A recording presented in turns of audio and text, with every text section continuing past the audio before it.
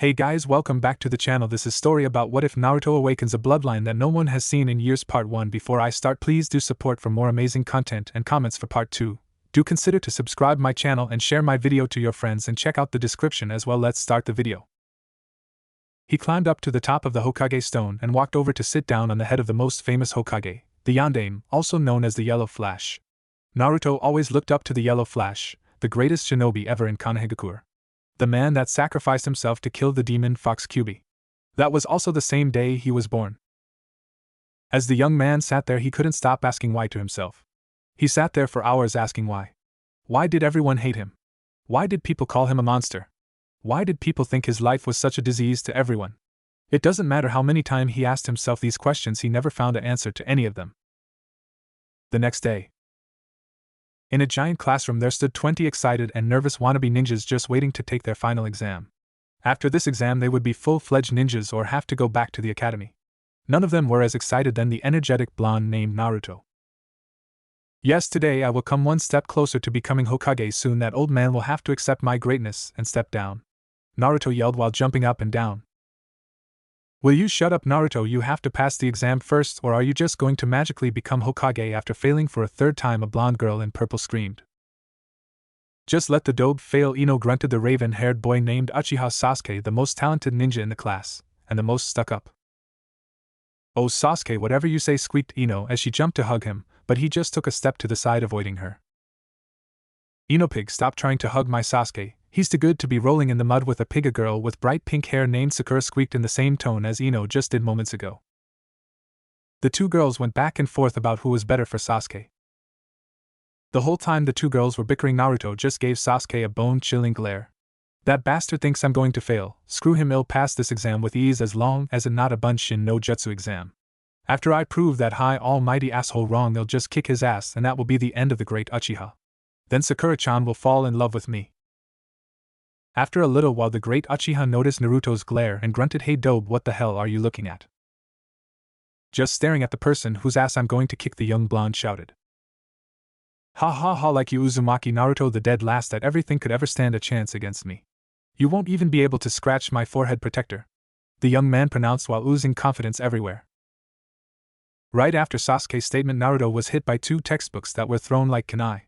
They bounced off the back of his head. Ouch, that he was cut off by the two angry girls. Don't you dare threaten my Sasuke again, or you won't be seeing your 13th birthday, both girls shouted in unison before turning back to argue with themselves. After that, the blonde could only think of one thing. I don't care how much stronger Sasuke is than me right now. One day I'll show him and everyone that I'm not a monster or just an idiot. I'll become the Hokage and get everyone to acknowledge me. I'll never quit because that's my Nindo. A man with a large scar on his face yelled, everyone sit down and be quiet. Everyone ran to their seat and sat there quietly. Now that's better. Okay, we're going to start the final exam. This exam will test you on the Bunshin no Jutsu. I hope Naruto can pass Bunshin no Jutsu. It is his worst technique. Shit, how am I going to do this? That's my worst technique. I can do this. I can't fail again. Naruto told himself that constantly, but was still scared shitless. I'm just gonna skip this part and go straight to the woods. You know what happens after this anyway. The man named Iruka was searching desperately to find Naruto and the Scroll of Secrets. He knew if anyone got to him first, they would just kill him. He had to find him. After about 5 hours of searching, he finally saw the orange jumpsuit wearing blonde. Naruto, Iruka said in a voice that Naruto knew he was in trouble. Hey Iruka-sensei, I did it. I learned a technique out of the scroll, so that means I can pass now, right? That's what Mizuki told me. Naruto screamed in a proud tone. All Iruka could think of was oh shit as he pushed Naruto out of the way and was hit by 10 kunai. Ha ha ha, Naruto, give me the scroll, Mizuki said in a sickly tone that would even but a evil snake bastard to shame. Naruto, don't give him the scroll, he was only using you. You have to get out of here and keep the scroll away from him. Iruka shouted desperately. Naruto, he doesn't care about you, he just doesn't want a demon to have that scroll. Once he gets the scroll back from you, he's just going to kill the demon that killed his parents. The white-haired Chunin snickered. What are you talking about? Naruto stuttered, not knowing if he really wanted to know. No, Mizuki, Iruka shouted. You are the container of the 9-tailed fox that almost destroyed Konohagakure and killed the 4th. You killed your own sensei's parent and your hero. The white-haired man snorted. And oh, Naruto screamed. All of a sudden all the questions that he's been asking himself since he was 2 was answered. The blonde Jinchuriki just snapped. Dai Mizuki shouted as he took off and threw his Fuma shuriken at Naruto. Naruto saw the shuriken coming at him but couldn't move. All he could think of was how everyone would be happier with him dead. So he just closed his eyes and awaited the pain. But the pain never came. When he opened his eyes, all he saw was Iruka with a shuriken in his back. Iruka saw the confusion on the blonde's face and started to cry. I'm so sorry, Naruto, I should have been there for you. I should have done more. I should have told you this a long time ago. I will never saw you as a demon fox. I only saw what you truly are, a boy I consider a son, a hero. And the future Hokage. Naruto, I believe in you. As Naruto heard this, he tried not to cry, but he just couldn't hold back the tears. He finally found someone that acknowledged him. He finally found someone that truly accepted him. Mizuki started to clap. Oh, how touching, too bad you have to die. Before he could finish, Naruto kneed him in the face.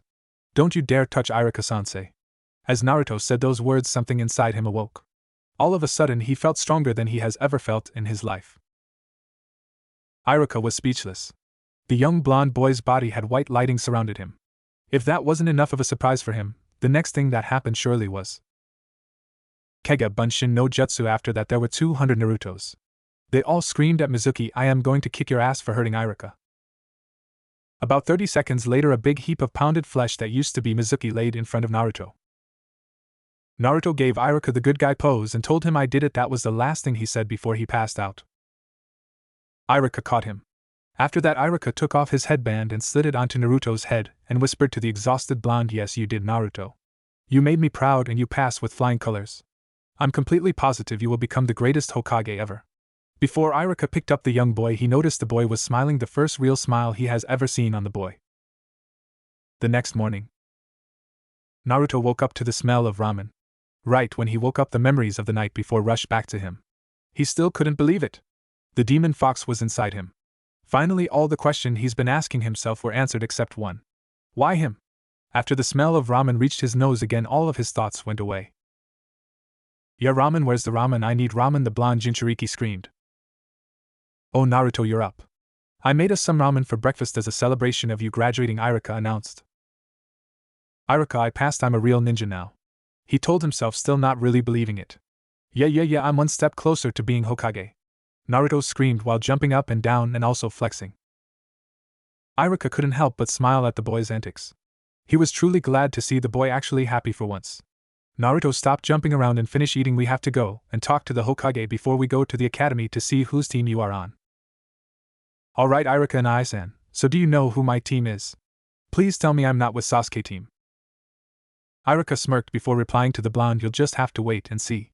Now come on, we're going to see the Hokage now, so get dressed. Hi, the blonde shouted. At the Hokage's office. The old man was just smoking his pipe, thinking about his past and his past mistakes. He couldn't help but feel he failed the fourth, but most of all Naruto himself. Are sure you would be ashamed of this village. I know you wanted them to see Naruto as a hero, but their ignorance is blocking their view. All they can see is the demon fox, not a 12-year-old boy. I'm also sorry, I should have done more to help the boy, but the council wouldn't let me do anything, those fools. But the funny thing, Erasure, is that when I look at that boy I see more than just a 12-year-old kid. I don't know exactly what it is, but whenever I look at him I see a Hokage who will surpass us all, even you. But that's not the only feeling I get from that young boy. I also get an overwhelming feeling of pride, to see such a young boy go through so much pain but still never giving in to that pain. He's even willing to sacrifice himself for this village that has done nothing for him but cause him pain. Erasure, I see what you wanted the village to see. Naruto truly is a hero, and he is truly your son. As the old Hokage's thoughts began to overwhelm him, he saw two people walking through the door. Hey Sarutobi, was up, the blonde shouted. Iruka slapped Naruto on the back of the head. Baka, be more respectful to the Hokage. Ouch, alright Iruka-sensei, Naruto blurted out. The old man couldn't help but smile as he watched the two argue with each other. It seemed Naruto has finally found someone that cares about him beside me. Alright, you two, I have something I wanted to tell the both of you. He paused for a couple of seconds for the dramatic effect. First off, good job on defeating Mizuki and getting the scroll back. He pulled out an envelope full of money and gave it to Iruka. That is for the both of you. But forget that for now, there's something else I wanted to ask you. Iruka, in your report you said that before Naruto used Kage Bunshin no Jutsu that there was some sort of white lightning that was wrapped around his body. Is that correct? Yes, it was amazing. I've never seen anything like it before. The most outstanding thing was that the lightning was protecting Naruto, not hurting him at all. Iruka proclaimed in a surprised tone. Oh, I see. In Naruto, when all this happened, what did it feel like? The old man asked. I don't remember exactly what happened, but I do remember seeing Iruka-sensei hurt, and I wanted to protect him with all my might, and then I felt like something inside awoke, and I felt stronger than I ever did before. That's the only way I can describe it, GG, Naruto answered. I see. Well, isn't that interesting? The old man was talking to himself, but everyone else heard. What's interesting, GG, Naruto asked. Well, my teacher, the first Hokage, told me a story about a clan from the country of the Whirlpool. He told me that they had this elite clan that had a bloodline limit called the Heavenly Bodies. Their bloodline was that their body could awaken 4 different elemental bodies. Their body would become that element. But my teacher told me that for the people in that clan had to do something to earn each body before they could use the bodies. And that there were very few who could even awaken more than one, the Hokage said in lecture mode. While Iruka and Naruto both yelled at the same time. That not all. You would think that you would have heard of such a powerful clan, but they were wiped out. One of the clan members was able to awaken all 4 bodies, but this man was pure evil and his bodies changed into demonic bodies. With his demonic bodies he wound up awakening a 5th body that combined all the bodies together, and destroyed the country of the Whirlpool and his clan, fearing that someone from there might find a way to defeat him. After that his powers scared all the hidden villages, so they had all of their Kages go out and face this man. It took all 5 Kages from each nation to finally kill him. My teacher told me of the fight, and told me if they lost that battle that man would have destroyed everything. The old man continued. Wow, Hokage, that was amazing and an unbelievable story, but how does that relate to Naruto? Iruka asked. From what I heard from the 2 of you, I believe that Naruto is an ancestor of this clan and that the white lightning you saw was in fact him awakening his first body. Sarutobi told him in a completely serious tone. Would I have a bloodline? Gigi, is there anyone else left with it besides me? Naruto asked. I'm sorry, Naruto, you are the last of your clan, the Hokage said with sadness in his tone. It's alright, Gigi, thanks for telling me, Naruto said with a hint of sadness in his eyes. Now there's something I want to give you, Naruto, and there is also something I want to ask of you, Iruka, the Hokage told them while puffing on his pipe. Yes, Hokage-sama, Iruka said proudly. Here you go, Naruto, consider this a graduating present, Sarutobi said as he pulled out 2 scrolls and a pair of katanas. Thank Gigi, you have no idea what it meant to me to actually get a gift from someone, Naruto shouted while crying. Then he took the 2 katanas and looked at them. One of the katanas was pure black with an inscription on it in red that said the will, and the other katana that was pure red that had an inscription on it in black saying of fire. He just stared at the sword for a couple minutes before looking back up at the Hokage. Naruto, I give you these swords because I believe you are a person, no a ninja who represents everything that the will of fire means, Sarutobi pronounced. After hearing that, Naruto ran up and tackled the Hokage into a hug. Iruka couldn't help but smile at the scene. After a long hug with the Hokage, Naruto looked at the scrolls. One was a scroll containing the Taijutsu-style Gukenryu, the Iron Fist, and other one containing the techniques Raryu no Tatsumaki, Lightning Dragon Tornado, and the Kenjutsu-style Mikidzuki no Mai, Dance of the Crescent Moon. I gave you these to help you on your way to be Hokage and to be able to retire sooner. As the old man said this, everyone broke out laughing. But right after that the Hokage became serious again. Now Iruka, I can tell by just looking at you two that you both care for each other deeply, and I was hoping you could become Naruto's legal guardian since he has been alone for a long time. It hurts me deeply to see him by himself, the Hokage asked with sincerity. Iruka was shocked by this question but answered right away, anyway, I would love to. I already think Naruto as a son. Naruto looked at both the Hokage and Iruka and asked both of them, do you guys really mean it? They both said yes with all my heart. After that everyone woke up in the village hearing some shouting yes. As they got up and left the old man, he whispered to himself, take care Uzumaki Naruto. 20 minutes later. Hey Naruto, hurry up, I'm buying you some new clothes before we go to the academy to find out your team, the Chunin exclaimed. Hey, what wrong with my cloths now? Naruto asked. They look like shit, I mean honestly, why orange? Iruka said. That's mean, and orange is a great color, it's also the color of ramen, the blonde Jinchuriki shouted. Oh Kami, you and ramen, haha, come on Naruto, just shut up, we're getting new clothes, Iruka proclaimed. 30 minutes later. Naruto walked into the academy wearing black cargo pants and a red shirt with a black whirlpool on the back and black flames on the side. Right when everyone saw Naruto walked in, everyone was shocked. Not just shocked because he passed, but also the way he looked and the 2 katanas on his back. When Ino saw him, she thought, wow, is that really Naruto? He actually looks kind of cute. Wait, Naruto cute? No way, the only one who's cute is Sasuke. But even as she said this to herself, she still slightly blushed at the sight of Naruto. Naruto saw all the people staring at him. Damn, I must look good. Definitely better than Sasuke. As soon as he thought this, Iruka walked in and yelled, now I'll be telling you guys your teams, and Sensei's first team won. Yet just gonna skip, don't feel like making up fake names. Team 7 Uchiha Sasuke, Inazuka Kiba, and Hirono Sakura with Sensei Hatake Kakashi. Sakura yelled, yes, I'm with Sasuke, true love conquers all. Kiba growled, oh Kami, why do I have to be with the greatest emo of all and a emo pants obsessed fangirl? All the guys laughed at that except emo pants, and all the girls just glared at him. Then Ino yelled, why Sakura on his team, this is so not fair.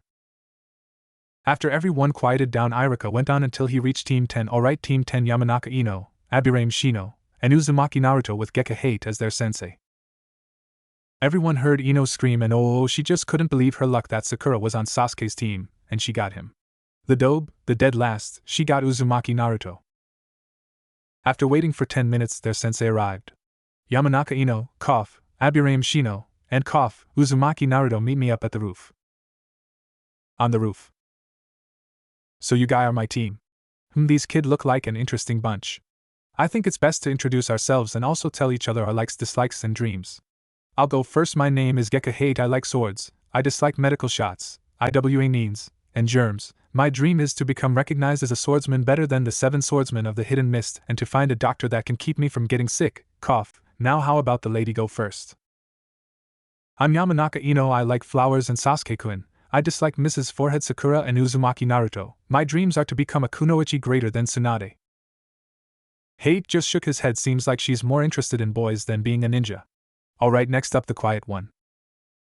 My name is Abirame Shino. I like learning my clan's jutsu. I dislike bug spray. My dream is to make my clan known throughout the world, Shino said without even making any facial expression.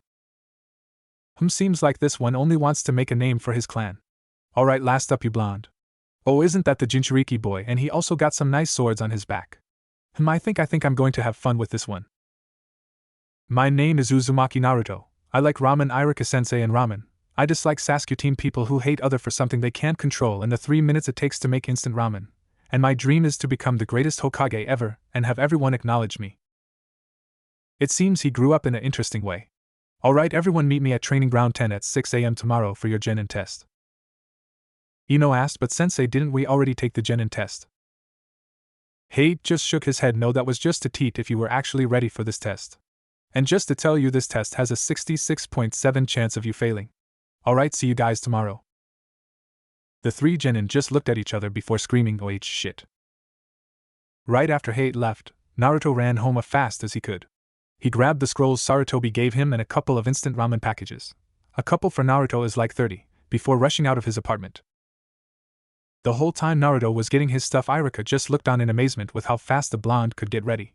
But he shook his shock off and asked Naruto, hey you idiot, where you going? Naruto shouted back, going training. My sensei giving my team another Genin test, and I don't want to be the reason my team fails. Don't worry about it, you're a lot stronger than you think, Iruka said in a fatherly tone. Thanks, Irukanese, and the 12-year-old Genin replied. Oh yeah, one more thing before you go. The Chunin went into his closet and brought out 2 pairs of chakra weights. Here you go, these should help with your training. What are these, Iruka-sensei? Naruto asked. Those are chakra weights. If you put some chakra in them, they will gain weight, but you also can get rid of the chakra in an instant, so pretty much you can get rid of the weight real quick. Iruka went on in his lecture mode that he usually spoke to a class with.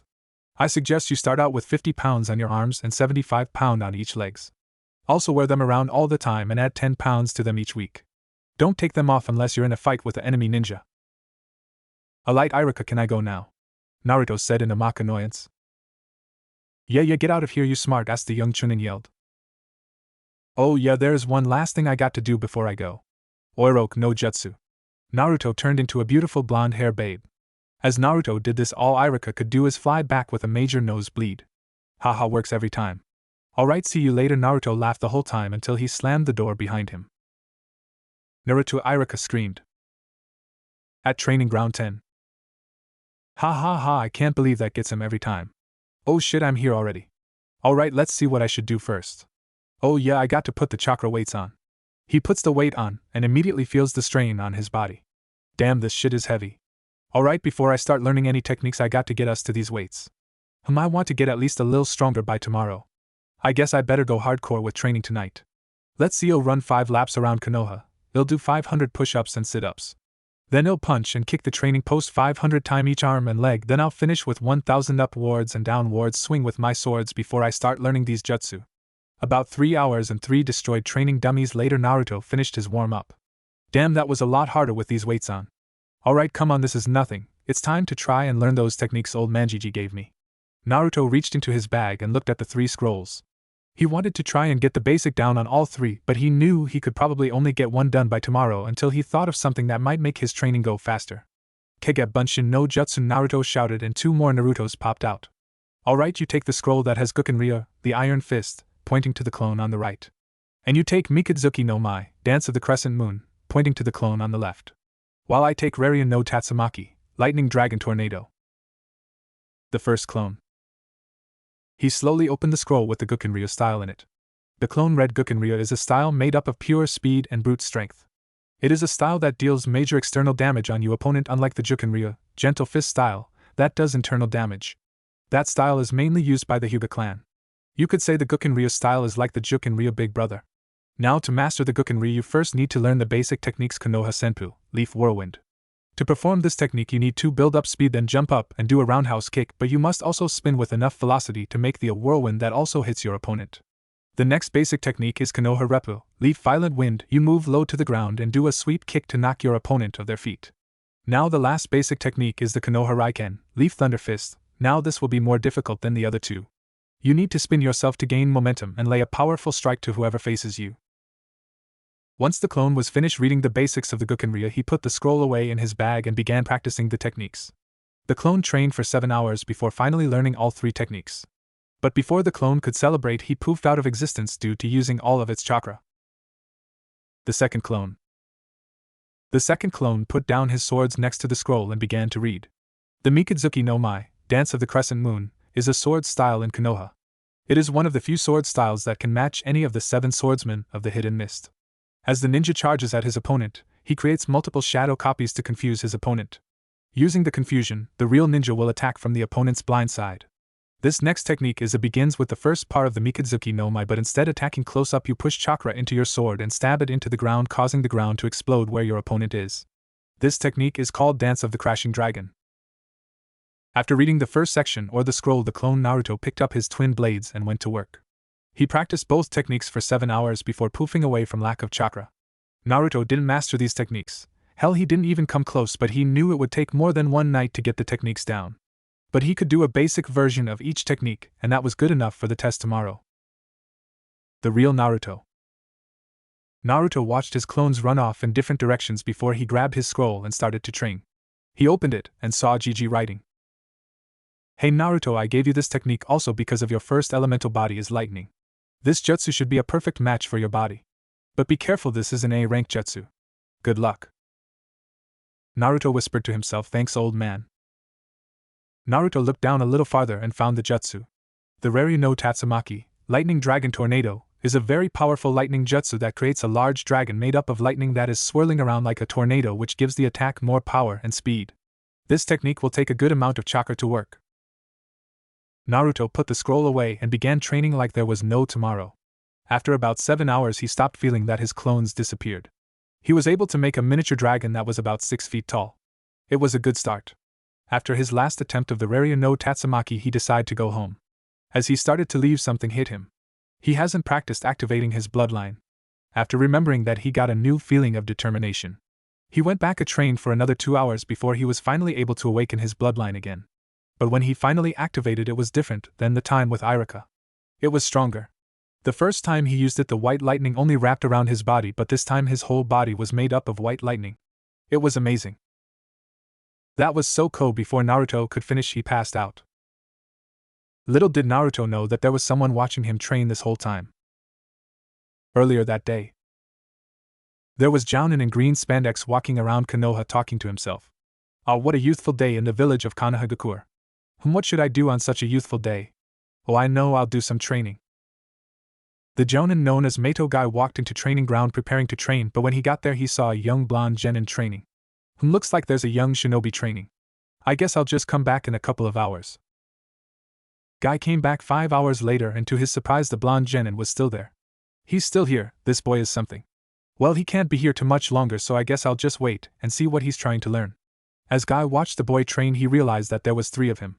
Oh, this boy no kaiga bunshin no jutsu at such a age. Man, the fire of youth sure does burn brightly in this one. He just sat there and watched for a little while before he noticed what one of the Naruto was practicing. Holy shit, that's my style, the Gukenrya. I can tell by looking at him he just started learning today, but this boy's determination is making him learn it at a ridiculous rate. This boy is just like Lee, he may not be a protege, but he is a genius at hard work. Guy continued to watch Naruto in awe as the hours went by. He was finally about to leave until Naruto activated his bloodline. What is that? His body just turned into white lightning.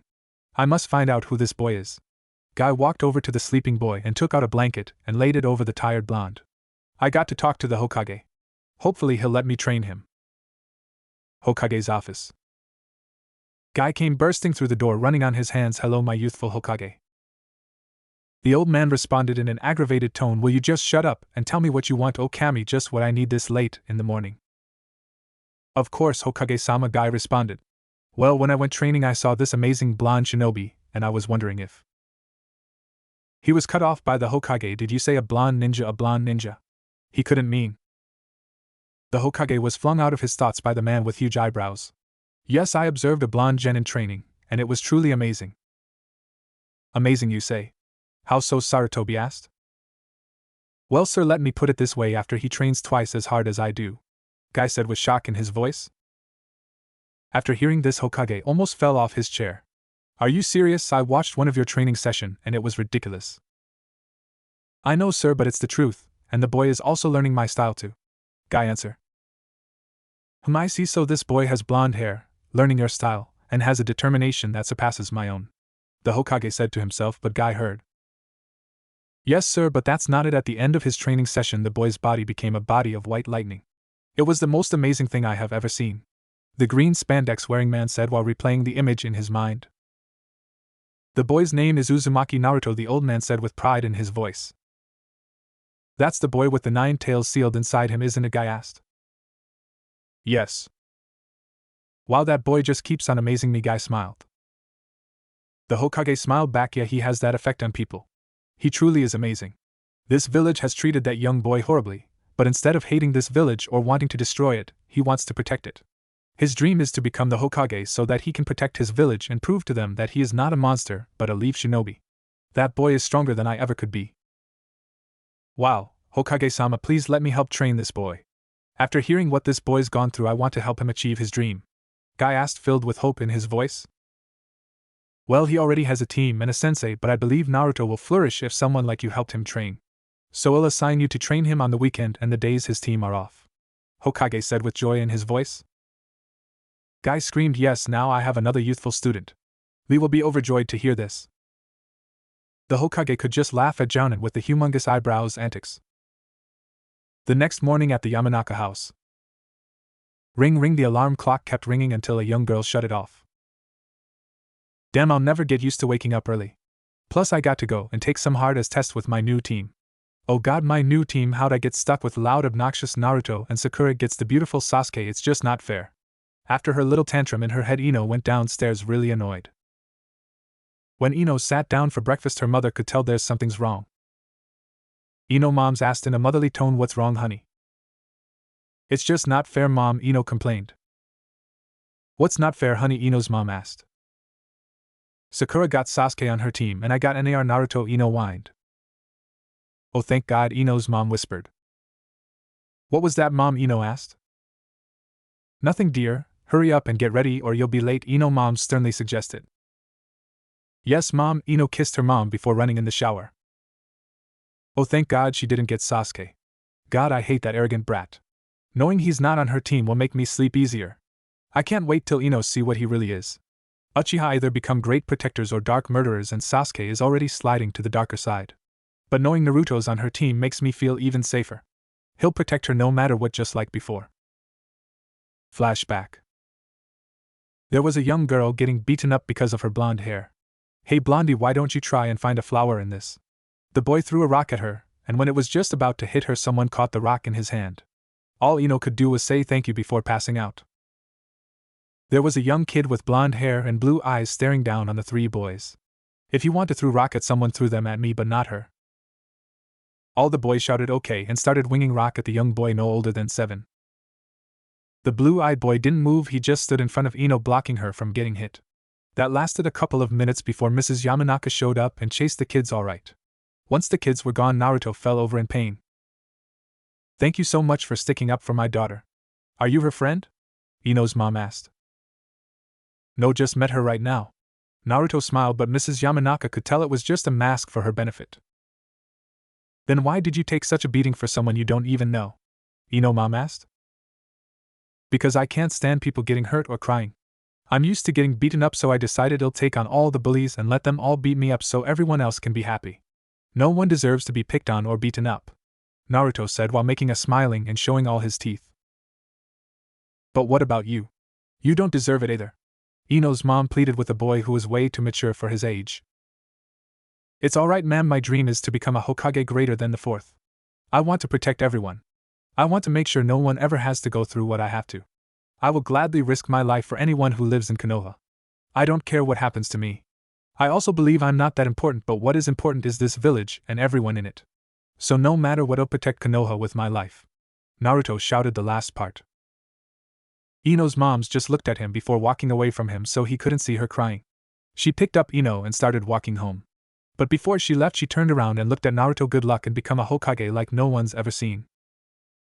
Naruto just smiled and walked away. The whole way home I couldn't stop thinking. The boy everyone thinks of as a demon is actually a hero trying to protect everyone. What a kid. End of flashback. After remembering that, Mrs. Yamanaka started crying. She couldn't believe a boy could suffer so much and persevere. Now that the kind of person I wished my Ino liked. Ino was about to leave until he saw her mom crying. Are you okay, Mom?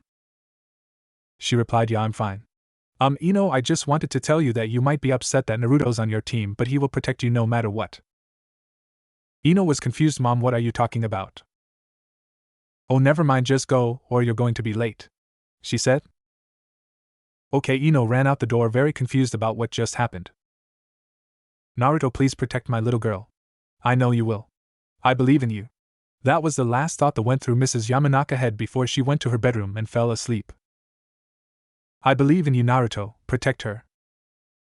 Hate was just waking up. Look like today is the day I become a sensei. Yeah, that's going to take a while to get used to. I just hope these kids impress me. I don't want to be teaching some crappy-ass ninjas. I guess I'll just have to wait and see. He got up, took a shower, sharpened his blade, and then left to meet his team. He looked down on his watch. 5:30, I guess I'm a little early. Hate decided to take a walk through the more isolated part of Training Ground 10. The farther he walked back, he started to see more and more destruction. Looks like someone was doing serious damage. He walked by a training post and saw that the training dummy was messed up. It had fist imprints and blood all over it. Damn, whoever did this must have the determination of a demon. He kept walking until he stopped by 2 more training posts. One had so many different slashes in it. Then he looked over to other post which was singed over, and it still had shock of electricity going through it. Damn, looks like there was a Kenjutsu user, a Taijutsu user, and someone who could manipulate lightning. Damn, whoever those 3 were that trained here sure went all out. He was about to go back to where he was going to meet with his team until something caught his eye. There was a blonde boy sleeping in the middle of scorched earth. There was still electricity sparking around him. Just like the other training posts, there's no way that it was just this boy that did all this, he was thinking as he approached the genin. When Hate saw who was, his mouth dropped to the ground. Uzumaki Naruto, I thought he was the dead last in his class. I guess the Hokage was right, he is the most hyperactive, surprising ninja you'll ever meet. I guess I don't have to worry about if my team's going to be interesting. Damn, I knew I was going to like this boy. Hate was snapped out of his thoughts when he heard his watch ring. Shit, it's 5:45, I better wake him up and go. Hate shook him for a while before he finally got the blonde to wake up. Ramen God, come to me, Naruto said while still wiping the crust out of his eyes. The sick Jounin just shook his head. Come on, Naruto, wake up or you're going to miss your genin test. Man, this kid loves ramen, he even dreams about it. After hearing Hate voice, the blue-eyed genin popped right up. Oh, sensei was up. What time is it? It's 5:45. Naruto, do you mind me asking why are you sleeping here? Hate asked. Naruto just rubbed the back of his head and gave his sensei one of his fake smiles. Oh yeah, I was training to get ready for today's test and I guess I went a little overboard and passed out. Well, let's get going, I don't want to be late. Are you shitting me? A little overboard? This kid is ridiculous. Damn, this is going to be fun. 10 minutes later. Naruto and Hate walked out of the woods to see that Ino and Shino are already there. Yes, sensei, you're here. Ino looks at Hate, then Naruto. Oh, you're here to Naruto. Yeah, I'm here. Naruto said, trying to get Ino off his back. Whatever, she replied. You guys wait here while I set something up, Hate said while he was walking away. All three of the genin were just sitting there thinking about their upcoming test except Ino. She was just staring at Naruto. Flashback. Ino was about to leave until he saw her mom crying. Are you okay, Mom? She replied, yeah, I'm fine. Ino, I just wanted to tell you that you might be upset 2-0 that Naruto's on your team, but he will protect you no matter what. Ino was confused. Mom, what are you talking about? Oh, never mind, just go, or you're going to be late, she said. Okay, Ino ran out the door very confused about what just happened. End flashback. That was so weird. Why did my mom say that Naruto will protect me no matter what? As if Naruto could ever protect me, I'll probably wind up protecting him. But my mom said it in her tone, which means that she completely believes in what she's saying. It's so confusing. As Ino was having a fight in her mind, Naruto saw her confused state and got worried. Hey Ino, you alright? You don't look too good. Yeah, I'm fine, she said. How could he tell there was something up with me? Shino, the most observant person in our class, couldn't even tell. He probably just got lucky and noticed it by chance. Ino was thrown out of her thought when Hate came back. Alright, we're about to take your official genin test. What do we have to do, sensei? The blonde boy asked. Well, I'm glad you asked that. You guys will each have to fight me, and if you can at least impress me a little, you pass. But if any of your teammates fail, the whole team fail. Hate explained. Naruto, you better not mess up or I'm going to kill you. Ino yelled in a dangerous tone that told Naruto if he messed up she would actually kill him.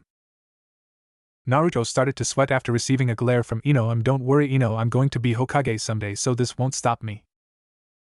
Just shut up, Ino shouted. Why me? I'm on Naruto's team, so of course we're going to fail, and I have to go back to the academy to never see my Sasuke-kun again. Hate just shook his head. How little does this girl know? If she saw what happened to the area Naruto was training in, I think she would stop worrying about him passing and start worrying about herself. Alright, Shino, you're up first, show me what you got. Shino walked out onto the training area and got himself into a fighting stance. Alright, let's see how good his tracking skills are. Alright, Shino, come and get me. After saying that, Hate just vanished. Holy shit, Ino, did you even see him move? Naruto asked while his eyes were popping out of his head trying to find his sensei. No, holy shit, none of us stand a chance against him, she said while rubbing her eyes, not really believing what she just saw. Naruto saw the concern in her voice and decided to encourage her a bit. Of course you have a chance. You were the strongest kunoichi in our class anyway. If you fail here, you will lose that Sasuke bastard to Sakura forever. I know you don't want that, so just believe in yourself.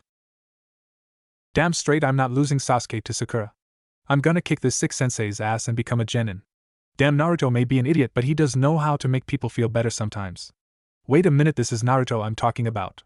Damn, I must be going crazy today. Thanks, Naruto. No problem, Naruto smiled at the blonde girl. Hate heard the whole conversation from where he was hiding and couldn't help but smile. He worries about other before himself. He also gave Ino more confidence in herself. Looks like this kid is just going to keep surprising me. Soon after, Hate was thrown out of his thoughts when he heard Shino scream. Mushiyo's no jutsu, insect gathering technique. Bugs started to come out of Shino's hands and were attached by chakra strings, so once one of the bugs found Hate, Shino would know right away. Ah, Ino screamed and jumped on Naruto. Naruto blushed having Ino on him. Damn, I didn't realize before, but she's really hot.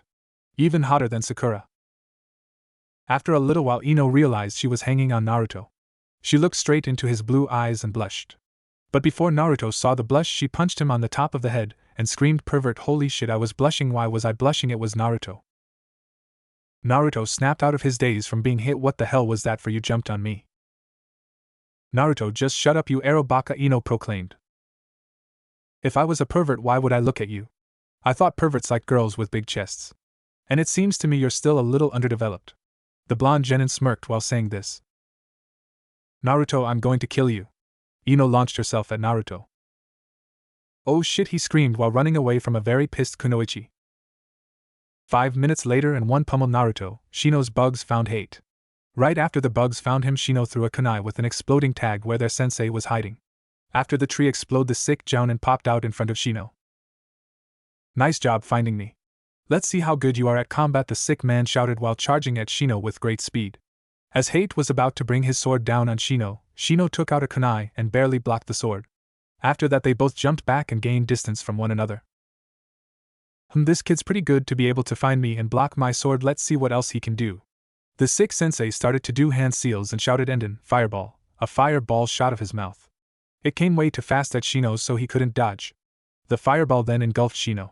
Once the fireball was gone, Hate realized Shino wasn't there, it was just burnt insects. I see, so that was the Mushi Bunshin no Jutsu, insect clone technique, very clever.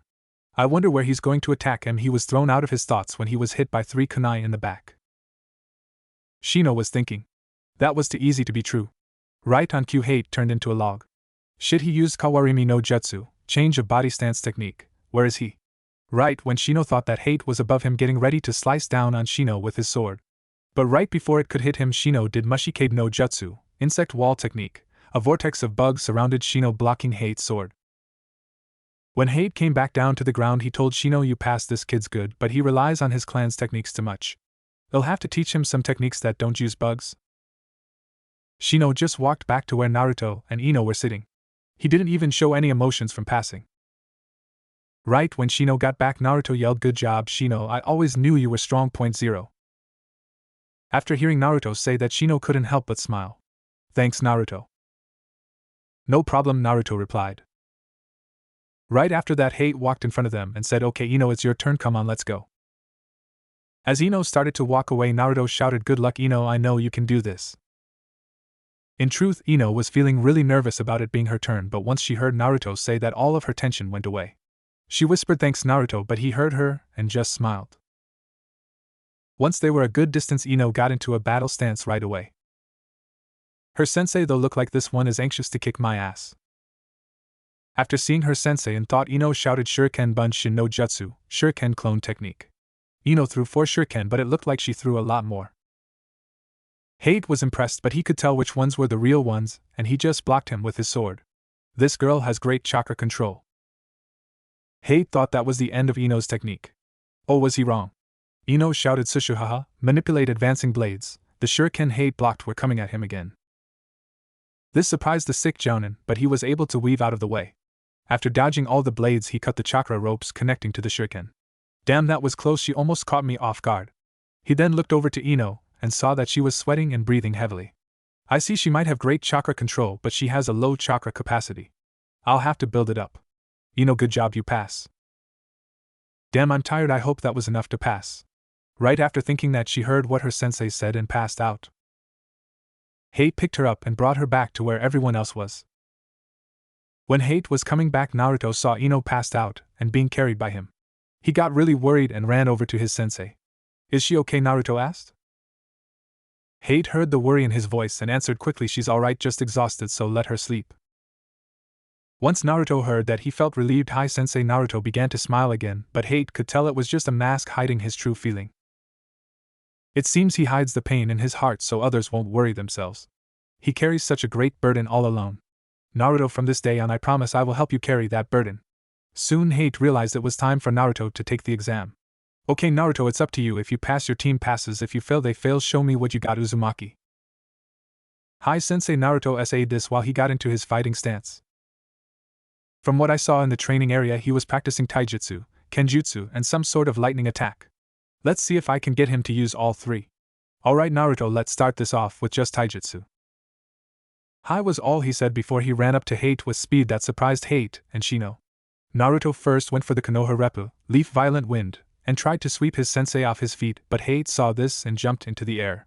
But as soon as he did this, Naruto went into his second taijutsu technique, Rich Away. He used the Konoha Raiken, Leaf Thunder Fist, and tried to hit Hate in the chest, but he blocked it with his forearms. But before Hate could do anything else, Naruto hit him with the Konoha Senpu, Leaf Whirlwind, right in the face. Well, what the blonde genin thought was his face, but it was actually just a log. Damn, he must have used Kawarimi no Jutsu, change of body stance technique, right before I hit him. Damn, I was close. Hate was standing on the ground looking up at Naruto. Damn, that was close. I was going easy on him, but that was still amazing for a genin only a day out of the academy. I knew he was stronger than what his grades showed me, but I didn't think he'd be this strong. From what he just showed me, I should pass him right now, but I have to see what else he can do. Someone else was having the same thoughts as well. Shino just saw Naruto do stuff that he would have never guessed Naruto could do. Holy shit, is that really Naruto, the person who was supposed to be the dead last in our class? He's at least as strong as I am. And I had some of the top scores in the class. If Ino was up, I think she'd die of shock.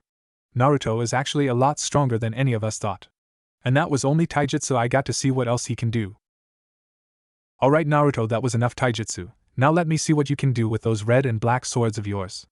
The always sick Jounin yelled as he charged at Naruto while trying to slice our hero in half. Naruto was barely able to pull out his sword in time and block Hate's attack. Hate struck with such force it drove Naruto a good 20 feet back. After a little bit more of Hate attacking and Naruto barely blocking, Naruto smirked and decided to start attacking himself. The blue-eyed boy shouted Mikazuki no Mai, Dance of the Crescent Moon. Naruto was only able to create one after image, but he didn't care, he just charged at his sensei. Holy shit, that's my style. Well, a basic version of my style, but still impressive. Hell yeah, I'm so glad I decided to become a Jounin sensei. Hate then decided to charge at Naruto with the same technique. The sick Jounin shouted Mikazuki no Mai, Dance of the Crescent Moon. A couple of seconds later the two collided with each other. After the attack you could see that Naruto had cuts all over his body while Hate only had a little nick on his face. Wow, I'm surprised he actually able to cut me at all. Man, this boy keeps surprising me. Alright, I can't wait anymore, I have to see that lightning jutsu he was practicing. Alright Naruto, here's the last part of your test.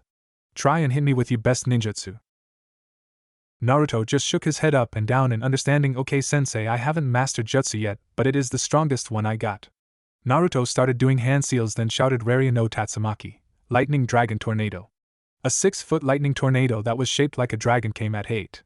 Hate had no chance to dodge, so he just pushed all of his chakra to his feet and his arms so that he could stick to the ground and have enough strength in his arm to block the jutsu.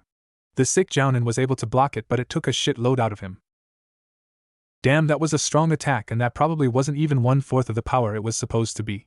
Damn, this kid's going to grow and become a great ninja. Hate looked at Naruto with pride in his eyes before he shouted, Great job Naruto, you pass. Yeah, Naruto shouted as he ran around the training field and flexed at the same time.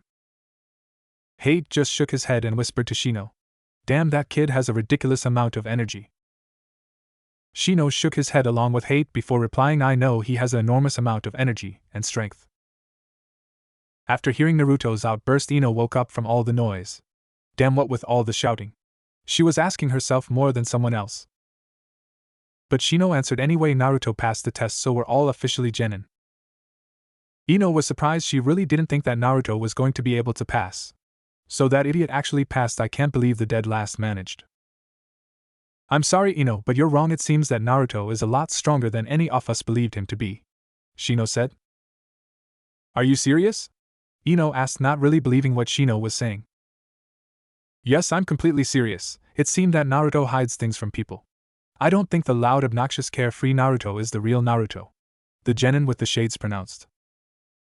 What do you mean, Shino? She said this while looking at Naruto like she was trying to figure out a great mystery.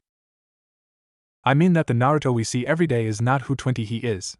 He seems to be this happy, carefree idiot, but when I look into his eyes I can tell he is in great pain, but he hides it from people so they don't worry about him.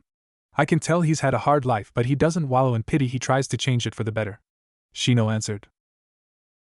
After hearing Shino's words and remembering what her mom said, she couldn't help but think about the blonde hair idiot. She just looked at the blonde before whispering to herself, Who are you, Uzumaki Naruto? The day after the exam. So hey, this is Team 10, very nice to meet you. The old Hokage greeted the 3 teens. Yes sir, I think this team will one day be of great use for Konoha. Hate answered his superior. I see. The old man then looked at Naruto. I see you passed your sensei's test, so how did you do? I did amazing, I kicked 6 sensei's ass, damn, I'm just awesome, the blonde idiot shouted. Right when Naruto closed his mouth, Ino gave Naruto a vicious uppercut, sending Naruto into the wall. Will you please be more respectful? Naruto slowly got up and was about to say something to Ino, but before he could open his mouth, Shino placed his hand over it. If you say what I think you're going to say, she'll make sure you'll never be a real man ever again. Naruto imaged Ino castrating him and decided to shut up for a little while. Hate and Sarutobi both sweat dropped at the scene. It was a few more seconds before the Hokage finally spoke up. Alright, here is Team 10 first mission. You guys have to clean the Inuzuka clan suck. This sucks, we got to watch some stinky dogs all day, all three said simultaneously. Team 10 was just about to walk out the door before the old man spoke up again. Naruto, hate, there's something I would like to talk about with you two. He then looked at Shino and Ino. You two are dismissed. Ino whispered into Shino's ear as they walked out, what do you think the Hokage wants with our blonde idiot? Shino answered, I have no idea. Back in the room, once the Hokage was sure that Ino and Shino were gone, he started talking. Naruto, do you remember the taijutsu scroll I gave you? Of course, I just started learning it the other day. Naruto answered. I see, very good. Naruto, there is an expert in the Gukken-ryu style, the Iron Fist, who saw you training the other day and saw potential. Right when the old man said this, Naruto got really curious. Who is he? Naruto asked. Before the Hokage could reply, Hate spoke. Hokage-sama, please tell me it isn't who I think it is. The old man simply nodded, telling Naruto it was who he thought it was. Oh, Kami. So what does he want with Naruto? Well, he wanted to know if he could help train Naruto. He would train him on the weekends while you train the idiot on the weekdays with your team. He then looked over at Naruto. If that alright with you, Naruto? Hell yeah, if he can help me get stronger so I'll be able to protect my precious people. Yes, I would love to be trained by him. The blonde genin practically shouted. Sarutobi just laughed at the blonde's outburst. Ha, I thought you say that. He then looked over at the door and said, you can come in now. A green spandex wearing jounin walked in the door and shouted, oh Hokage-sama, you look as youthful as ever. Thanks guy, Sarutobi replied. Naruto just looked at the man. Well, he was looking at the man's eyebrows more than the man himself. Damn, those things are massive. GG, whose fuzzy brows over there? Hate and the Hokage both laughed at the nickname he gave Guy. Once the Hokage was able to catch his breath from laughing so hard, he answered, Naruto, that is the taijutsu expert that will be helping you with your training. Naruto just stared at the old man, not really believing that Guy was a strong ninja, but he quickly dismissed any theory about Guy not being strong when he saw the scars all over his fist from training. So you're my new sensei? Well, I'm truly glad someone like you could be teaching me. Hate was shocked to see Naruto showing anyone respect, but he just did to a green spandex wearing ninja. Holy shit, Naruto actually showed Guy some respect. The shocked sensei whispered into the Hokage's ear. It might surprise you, but Naruto can tell Guy is somewhat like him. Sarutobi whispered back. Wait, how are they alike besides being loud as hell? Hate asked.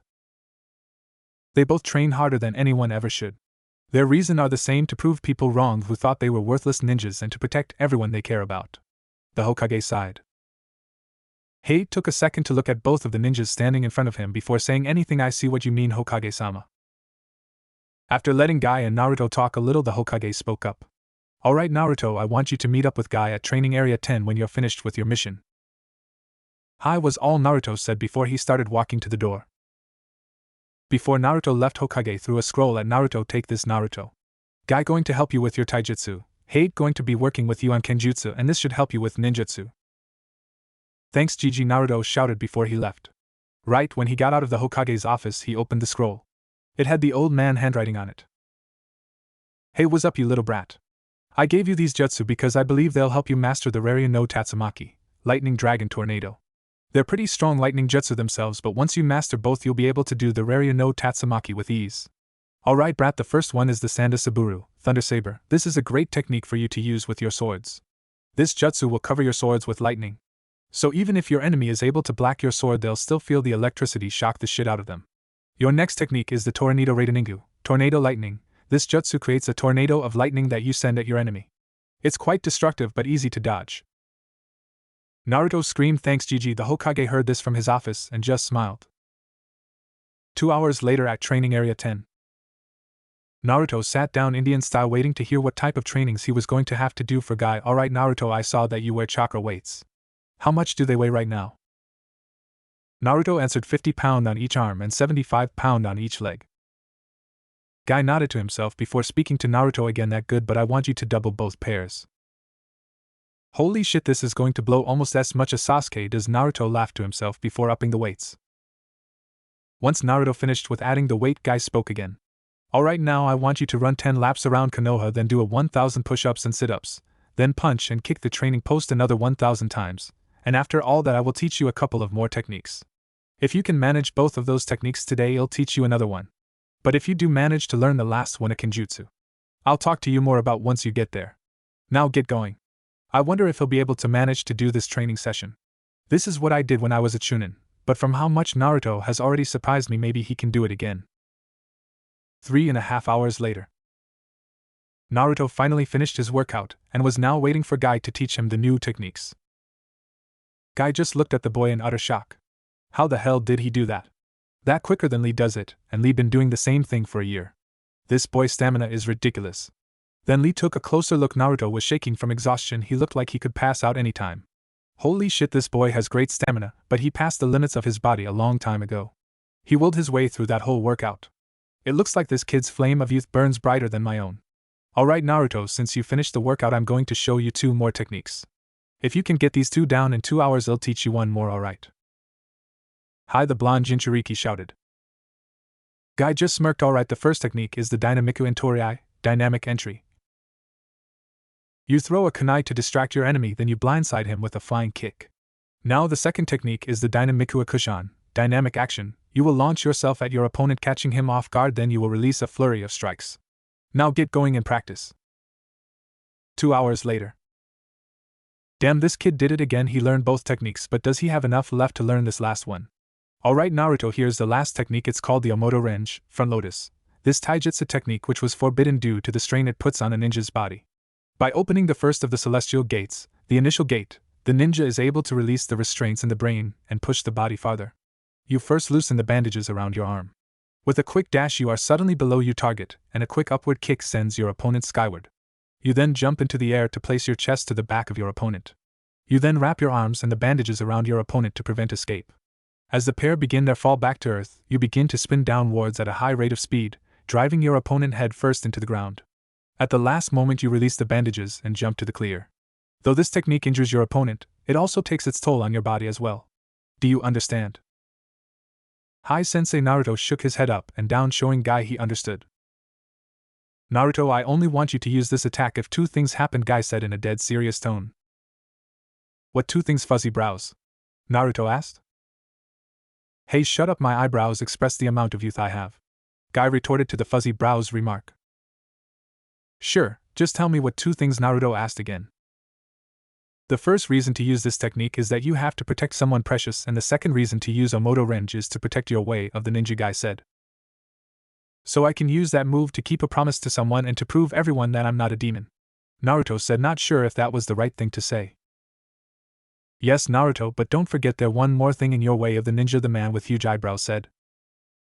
What did I forget? Naruto asked, clearly confused by what Guy said.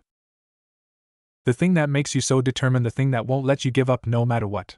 Guy paused for a couple seconds before blurting it out, your dream to become Hokage. Naruto only smirked at what his sensei just told him. 2 hours later. Naruto was finally getting the basics of Omoto Range down when Guy called out to him. Alright Naruto, training's done for today, come on, let's get some ramen. Guy pronounced. Yeah, ramen. As you would say, Guy, ramen flames of youth burns brightly. Naruto shouted with joy. Guy just chuckled at the blonde's outburst, but it was short-lived when Naruto passed out from exhaustion. Guy immediately ran over and checked on him. Oh, thank Kami, he's alright. He then looked at Naruto. I don't know how you do it, but you keep surprising me. After that though, Guy took Naruto home for much-needed rest. 1 month later. In that 1 month, Naruto has grown stronger. He mastered Omoto Range, he was much faster, and now he wore 200 pounds on each arm and 300 on each leg. He's not even close to mastering the Mikazuki no Mai, Dance of the Crescent Moon, but he was steadily improving. He also mastered the Sanda Saburo, Thunder Saber, and the Tornado Raideningu, Tornado Lightning. He almost perfected the Rarya no Tatsumaki, Lightning Dragon Tornado. He could make a 30-foot dragon, but it just couldn't get it to stay stable. Also, Naruto and his team have been doing a bunch of different gay D-rank missions, and he was getting sick of it. Hokage's office. So you guys finally caught Tora, she's a feisty cat. The old man with the pipe stated /div. That bitch cat almost killed me, I think we should roast it. Naruto said while rubbing his hand in an evil kinda way. Soon after, Naruto said that he was drop-kicked in the face by Ino. Naruto, you baka, how the hell could you say that about a cute innocent cat? As she said this, the cat just had an evil smirk on his face. Ino then grabbed the cat and started petting it. How could anyone think of doing such a thing to such a cute cat? As Ino said this, the cat stuck its tongue out at Naruto. Naruto then pointed to the cat. Did you see that? That thing is evil, pure evil. Will you shut up, Naruto? This cat is too cute to be evil, Ino proclaimed. You're being tricked, Ino. I must save you. Naruto then dove after the cat, but instead of grabbing the cat, he caught Ino's foot to his face. Ow wow. Serves you right, Ino said while admiring the footmark she made in the blonde genin head. Iruka couldn't help but laugh to himself. It seems Naruto really likes this girl, he just hasn't realized it yet. Wait a sec, I think I'm forgetting to do something. Oh shit, their mission. Shut up for a second, Iruka said with a booming voice. As soon as he said that, Ino and Naruto both closed their mouths right away. Alright, good, your next mission is a C-class mission. You have to escort a bridge builder named Tizuna to the country of the wave, and then protect him till he finished the bridge. Please come in, Tizuna. An elderly man chugging a bottle of sake walked in. So I'm going to be protected by 3 little brat. I mean, the shortest one doesn't even look like he's capable to be a ninja at all. After hearing this comment, Naruto went berserk and charged at Tizuna, but he was held back by hate. Come on, sensei, let me kill him. And no, Naruto, you can't kill the person you're supposed to protect anyway. If you kill him now, you won't be able to prove him wrong, he said to Naruto before turning his attention to Tizuna. Tizuna, I assure you they're all capable ninjas and I'm a jounin, so you don't need to worry. Tizuna was about to sigh in relief, but Hate spoke up again. I wouldn't underestimate that one. He pointed to Naruto. He might act like an idiot now, but when he get into a fight he'll show you his real self. Naruto didn't hear what Hate said, but Ino and Shino did. Shino, what did Hate mean by showing Naruto real self? Ino asked. Shino replied, I told you before that the happy-go-lucky Naruto isn't the real Naruto. Once you see him fight someone strong, you'll see. You won't believe what you see at first, but it's the real Naruto. Shino paused for a second to think before he spoke up again. I think Naruto only lets his mask down when he's fighting. It's the only time he doesn't hide his feeling to protect people. What do you mean by that, Shino? Ino asked while staring at Naruto. He might not tell you or anyone else he cares about them to protect himself from being hurt. But when a fight begins, he'll protect you no matter what because he'd rather die than see anyone he cares about die. The bug user answered. My mom said the same thing, that help protect me no matter what, but I don't understand why Naruto would do that. I've only been mean to Naruto. I've been mean to him since I was 8, so why would he protect me? Ino was trying to reason with herself. Shino simply stated before leaving to get ready for the mission because he's Naruto. Ino ran out after him to get ready herself. As she was leaving, she whispered to herself. Because he's Naruto. Team 10 stood out in front of the Konoha gates waiting for their loud blonde teammate. About 10 minutes later they heard a all-too-familiar voice scream, I'm coming, don't leave without me. A slightly pissed Ino yelled at him, we're not going to leave you. You baka. She said the last part with emphasis. Hate saw Ino yell at Naruto again, so he decided to speak up before Naruto got his ass kicked again. Come on guys, the sooner we get Tizuna to the wave, the sooner we'll get home. He paused for a second and then looked at Naruto, the sooner you'll be able to eat Ichiraku ramen. Naruto of course ran ahead of everyone, trying to get them to hurry after hearing Hate say that. Come on, let's go. Will you shut up? You're the one that was late, and now you're telling us to hurry up, Ino yelled. What did you say, Ino? I don't speak dumb blonde, he said while giving Ino an evil glare. Naruto, you're dead. Let's just say when Ino gets made fun of because of her hair, she loses it. About 5 minutes later, Hate was dragging a beaten Naruto behind him. Hate just smirked at the two blondes. I guess that idiot will never learn. He then thought about the way Ino's been acting around Naruto. Ino's been acting a little different around Naruto lately. She acts like she's trying to figure him out, like he is a puzzle. 3 hours later. The whole group was walking to the wave without a real care in the world. Well, except for Naruto, who always seems like that, but really he has more on his mind than the Hokage sometimes. As they walked, Hate noticed a puddle with 2 chakra sources in it. Why are enemy ninjas attacking us? Tizuna must have lied on his mission request. I have to make sure though that he's their real target. I just hope nobody on my team gets hurt. Right when that crossed his mind, 2 pairs of chains wrapped around him. Before they ripped him into 2, he was able to say, protect them, Naruto. Right when this happened, everyone was shocked and scared about what just occurred except Naruto. When Naruto saw what the 2 ninjas did to his sensei, he didn't feel scared. No, he felt angry, but not at the ninjas who killed his sensei. He felt angry at himself for not being able to protect him. He almost lost himself to his anger until he realized that he couldn't fail his other friends too. One of the Mist Nines were charging at Ino, who was protecting Tizuna. Oh shit, I'm going to die. I'll never get to see Sasuke's face again. She was trying to picture Sasuke coming to her rescue, but she couldn't. Right after that, Ino closed her eyes expecting to die, but death never came to her. When she opened her eyes, she first thought that somehow Sasuke has come and saved her. But when her eyes fully opened, she realized it wasn't Sasuke who saved her but her blonde teammate Naruto. 30 seconds earlier. Naruto realized that Ino was going to die if he didn't do anything. So he released his chakra weights and sprinted over to her. The Mist Chunin didn't even know Naruto was anywhere near him until he heard the blonde Genin yell Konoha Senpu, Leaf Whirlwind. Right after hearing that, the Mist Chunin got roundhouse kicked in the face. It took him a couple of seconds before he was able to stand up again and look for who kicked him. When he saw that it was Naruto, he threw his chain at Naruto. Naruto was able to block it with one of his swords, but the chain wound up wrapping around the sword. "You idiot, now I'm going to break your little sword, then I'm going to kill your girlfriend." The Chunin never got to finish his sentence before Naruto cut him off. Sanda Saburo, Thunder Saber, Naruto's sword was engulfed with lightning before he sent the lightning through the chain. "Oh sure," was all the Chunin got to say before Naruto light him up like a Christmas tree. The other Mist Chunin saw what happened to his partner and started charging at Ino and Tazuna. Naruto saw the Mist Nin coming after them, but he didn't have enough chakra to stop him. But before the Mist Nin could get there, he was hit in the back of the head by the blunt side of a sword. It was Hate. "Sorry for being late," Hate said. "I thought you died," Ino shouted while tears came down her face. "No, I used Kawarimi no Jutsu, change of body stance technique." He paused for a second before he spoke again. "I'm sorry, I should have helped sooner, but I had to see who they were after. Anyway, you guys did great for your first actual fight with other ninjas." He then looked over at Naruto and saw he had a gash on his hand. "Oh shit, Naruto, you got cut by one of their claws. We got to get you to a hospital soon." "Why, it's just a scratch?" Naruto asked. "Their claws had poison on them. If we don't get rid of the poisoned blood, you could die." He took a second to catch his breath. "Tazuna, you lied on your mission application, and one of my ninjas are hurt. I'm sorry, but we have to abandon this mission and go back to Konoha." "No," Naruto shouted. "Naruto, what are you talking about? You could die if you don't get treatment," Ino shouted while tears started coming down more fiercely than ever. "It's alright, Ino," Naruto said before taking his kunai and stabbing it into his hand so that all the poison would bleed out. "I swear on the pain in my hand that I won't need anyone's help, that it'll become strong enough to protect the people I care about. I swear on this pain that I'll never give up, that I'll never run away. That'll be my ninja way. I will not be a burden. Let's finish the mission." Tazuna just looked at the boy he thought was the weakest ninja ever. Holy shit, does that boy have no fear? Shino just stared at someone he used to think was just a happy idiot. "I don't know what drives you to push yourself so hard, Naruto.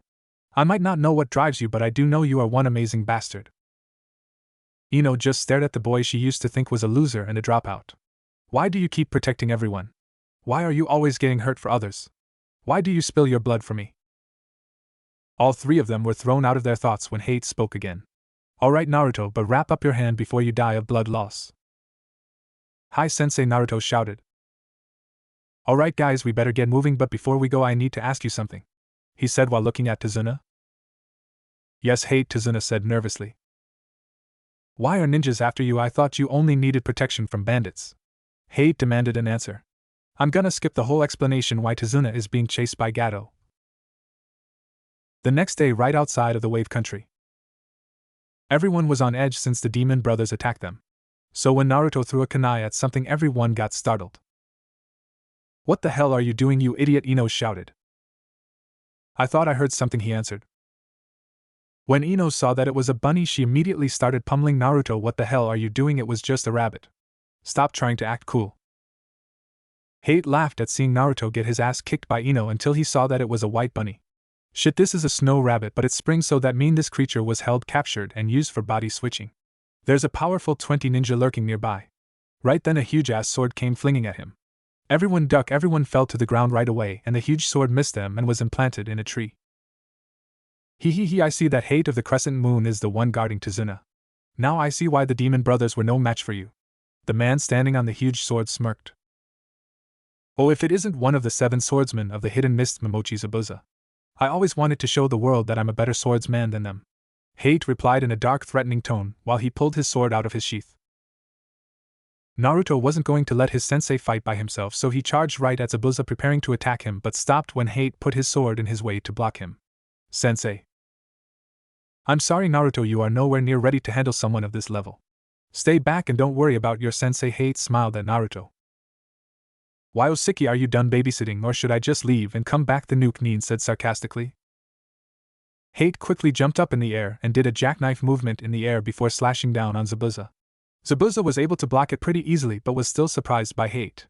Alright, I'm ready now. Let's start, you massive eyebrow freak. Hate screamed. Holy shit, those things are bigger than Guy Sensei's. I didn't think anyone could have bigger eyebrows than him, the blonde idiot said while pointing at Zabuza's eyebrows. Zabuza quickly turned around to the noisy leaf. Nin, shut the hell up, you little bastard, before I impale you. He didn't get to finish his sentence because the sickly Jounin managed to hit the nuke Nin in the face with his sword hilt. Maybe you should fight me instead of talking to one of my students. Alright, Hate, let's start Kirigakure no Jutsu, hidden miss technique, Zabuza shouted.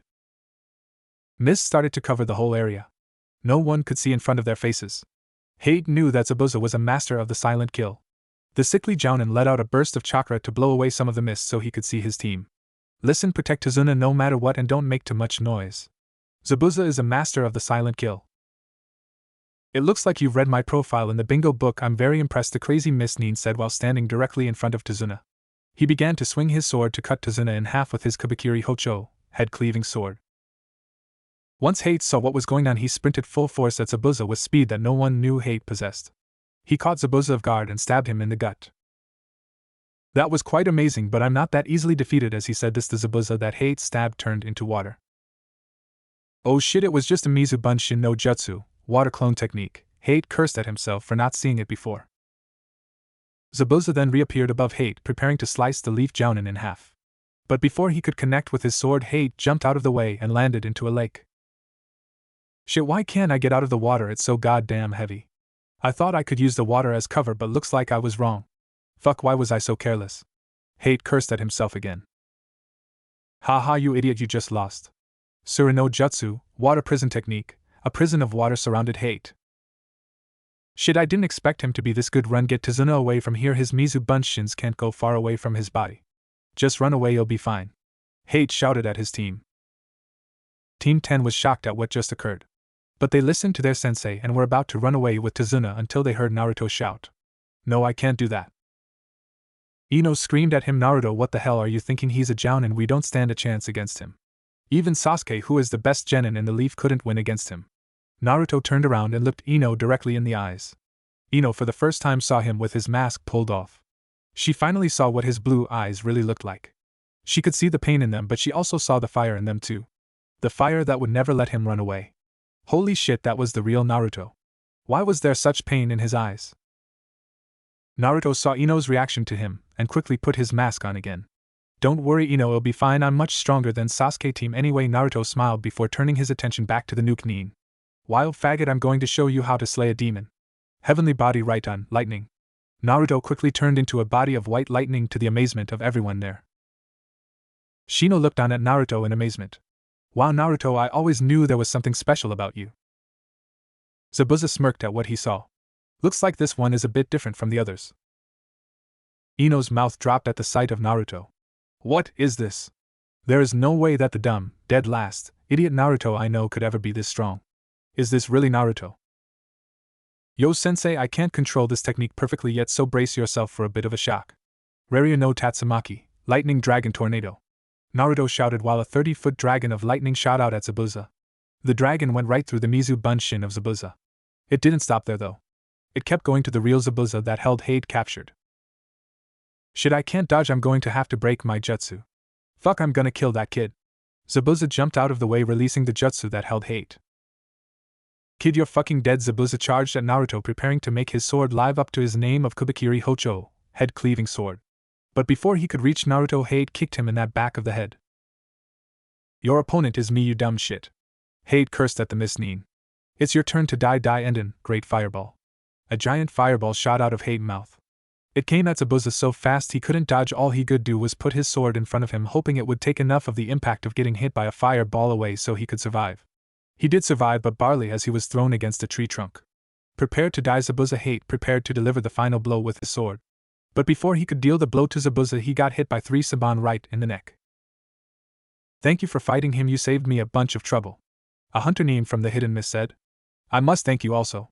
You saved us a lot of grief. Another hunter named That was behind the first one said. Hate checked Zabuza's pulse to make sure he died. He's dead alright. No problem. The hunter Nins took Zabuza's body away and left Team 10 to talk about what happened. Naruto, what happened to you? Why did your body turn into white lightning? Ino asked. Yes, Naruto, what happened? I'm also curious. Shino also asked. Well, he didn't get a chance to explain because Hate passed out from exhaustion. Shit, we got to get him to Tazuna house. I'll explain what happened once we get there. Naruto picked up his sensei. You better, Naruto, Ino threatened. I will, just don't kill men, Naruto said while shaking at the thought of what Ino would do to him if he didn't tell her. Tazuna just looked at Naruto with amazement. What the hell is this kid? He stood up to Zabuza by himself. He didn't even show any fear at all. I was wrong about this crazy blonde idiot. He is an amazing ninja. Tazuna was shaken out of his thoughts when Naruto asked him where his house was.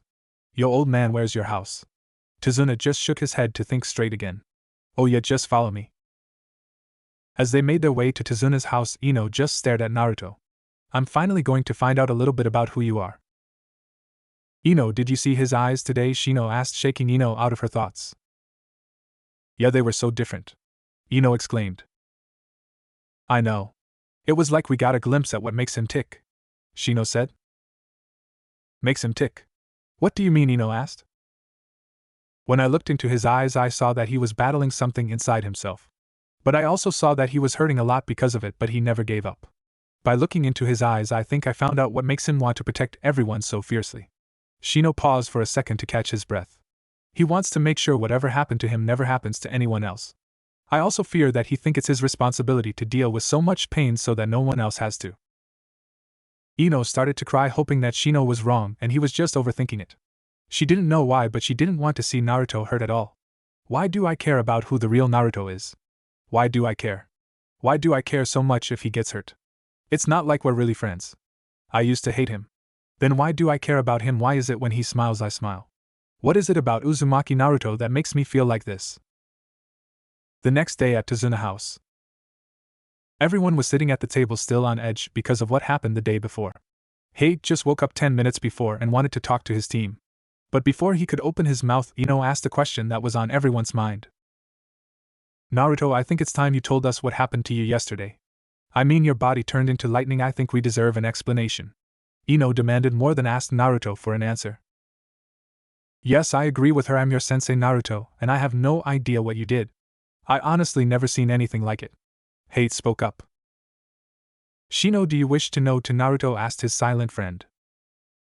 Yes, Naruto, I would like to know too. Shino replied. Okay, well, the day I graduated from the academy, I awoke my bloodline limit. Naruto started saying but was cut off by his teammate's scream. You have a bloodline limit. All three screamed in surprise, even the quiet Shino screamed. Yeah, I know, what a shock. It shocked me too. At first, Naruto waited a couple of seconds to let his team shake themselves out of their stupor before he continued. The Hokage told me that I have the bloodline limit that's called the heavenly bodies.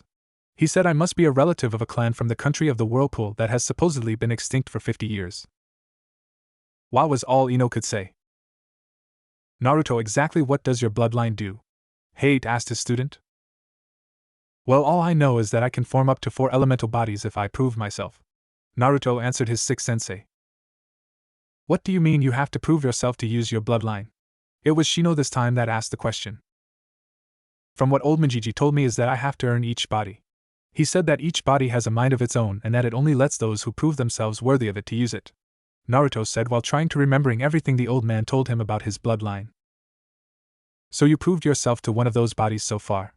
Hate asked his blonde-haired companion. Yes, the blonde-haired, blue-eyed genin answered. How did you prove yourself worthy? Ino managed to ask after finally waking up from her stupor of finding out Naruto had a bloodline. I wanted to protect someone that is important to me with all my being, and then all of a sudden my body turned into lightning and gave me the power to protect him. The blonde-haired idiot told his team. Naruto, do you know what elements your bodies will be made up of? The sickly Jounin asked. No, the only thing I know is what I just told you. The young Jinchuriki answered. I see, Hate replied. Naruto, why did you have to protect someone? Because as far as I know, this is the first time any of us has actually had to fight another ninja beside Hate. The stoic Shino asked. I don't want to talk about it. Naruto said this while thinking of that fateful night when he found out he was the container of the demon Fox Kyuubi. Naruto, why don't you want to talk? Abo Ino was cut off by hate. Ino, don't. Ino, I'm sure Naruto will tell you guys when he's ready. It's just a difficult thing for him to talk about. Alright, sensei. Ino replied. She didn't show it, but she was worried about the blonde-haired idiot. Alright Naruto, if you're done explaining, there's something I need to talk to you guys about. The sick Jounin said, trying to change subjects. Yeah, I'm done. Naruto fake smiled. No one caught it but Shino. Why does he always do that? I can tell that smile was fake. He always smiles like that. Why does a kid who always acts happy have a sad smile like that? Shino was taken out of his thoughts when Hate started to talk again. Alright guys, I think we need to get some training done before Zabuza comes back. What do you mean before Zabuza comes back? Didn't those mist Hunternines kill him? The female blonde Genin asked. No, Hunternines are supposed to dispose the bodies right on site, not take them away, and the weapon that Miss Nin used could easily put someone in a near-death state. Hate explained. Shit, what are we going to do? They could attack any time, and you haven't fully recovered yet. Ino started to panic. Calm down Ino, it's alright. Zabuza won't be healthy again for about a week. I should be fully healed by then. I'm sorry, but Zabuza Jounin. How's training for a week going to help us be a match against him? Naruto asked. I don't expect you to fight Zabuza, leave that up to me, but I will need you to help me out with those two fake Hunternines. The sick Jounin reasoned with his team. Alright, so what are we doing for training? The unusually calm Naruto asked. Well, I'm glad you asked. Hate had an evil smile on when he said this. 15 minutes later. Your training is climbing up a tree with no hands. He demonstrated by walking up a tree. You have to make sure you put a certain amount of chakra into your feet to make you stick. He then threw 3 kunais at them. Use those to mark your progress. All 3 started running up the tree. Naruto got about 5 steps up the tree before eating it. Shino got about 1/4 up the tree. Ino did the best and got halfway up the tree. Haha, you idiot, looks like I'm better than you, and if I'm better than you that means Sasuke is way stronger than you. Ino laughed at Naruto. Shut, Ino, I'm way better than emo god Sasuke. Naruto shouted back at his blonde-haired teammate. Ino took an acorn of the tree and nailed Naruto right in the face. Shut up, you dumbass. Don't make fun of my Sasuke. I'm your Sasuke. I don't think Sasuke's a possession. Shino jumped into the conversation. Shut up, Shino. Ino glared at the bug user before jumping off the tree. Naruto moved closer to Shino so he could whisper something into his ear. Damn, say anything bad about Sasuke and she becomes Terminator Ino. Shino couldn't help but laugh at what Naruto said. Ino heard them laughing and gave both of the a glare that would put a certain snake bastard to shame. Shut up, you guys, and start training. Hate yelled at his team. Hi, sensei, they all quickly answered. I knew it. Ino has the best chakra control out of them all. But I need to work on her chakra capacity. Shino pretty balanced, he has good chakra control and a good amount of chakra. Now Naruto, his chakra control is just plain horrible, but he has more chakra than I do. If I can just get his chakra control decent, he could become a Chunin level ninja in no time. But I still need to do a shitload of chakra control before that. Hate contemplated about his student's performance so far. Nightfall 4 hours later. Ino finished the tree climbing exercise about an hour before. Shino had just finished it, and Naruto was about halfway up. Alright guys, that's enough training for today. Tomorrow I'll be teaching Shino and Ino new technique each. Naruto, I have a technique for you too, but you have to finish the tree climbing tomorrow first before I teach it to you. Okay, was all Naruto could say. Hate, Ino, and Shino started walking to Tazuna's house before they realized that they were short one hyperactive blonde. Hate turned around and saw Naruto still training. Hey Naruto, we're done for today. You can stop training. Hate, I'm going to train for a little longer, I'll be done in a little bit. Naruto shouted so Hate could hear him. Alright, but don't train for too much longer. Hate allowed. Sensei, why are you letting Naruto train more? He could seriously hurt himself. Ino was worried about Naruto, but she would never admit it. Not even to herself. Because there's no stopping him anyways. Hate gave Ino a simple answer.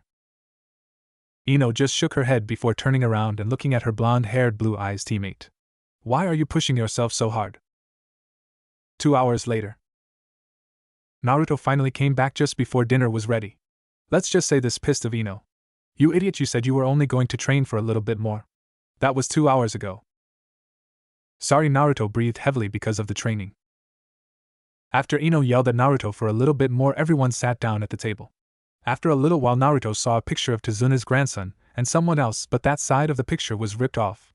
"Who's this with Inari?" Tazuna replied, "Well, I'm skipping the story about Inari's dad, you guys knows what happens anyways." 15 minutes later at dinner. Everyone was still sad about Inari's dad's story. So everyone ate in silence. Naruto just put his head down from being so tired from training. Inari saw how tired Naruto looked from training so hard, decided to let his felling outs. "You idiot, you're going to die. There's no way you can beat Gato no matter how hard you try." Inari started to cry in the middle of his outburst. "I'm not like you. So I won't die," Naruto said, but didn't lift his head up. Inari started crying even more fiercely. "Of course you're not like me. I see you smile and laughing all the time. You have no idea how tough and sad life can be."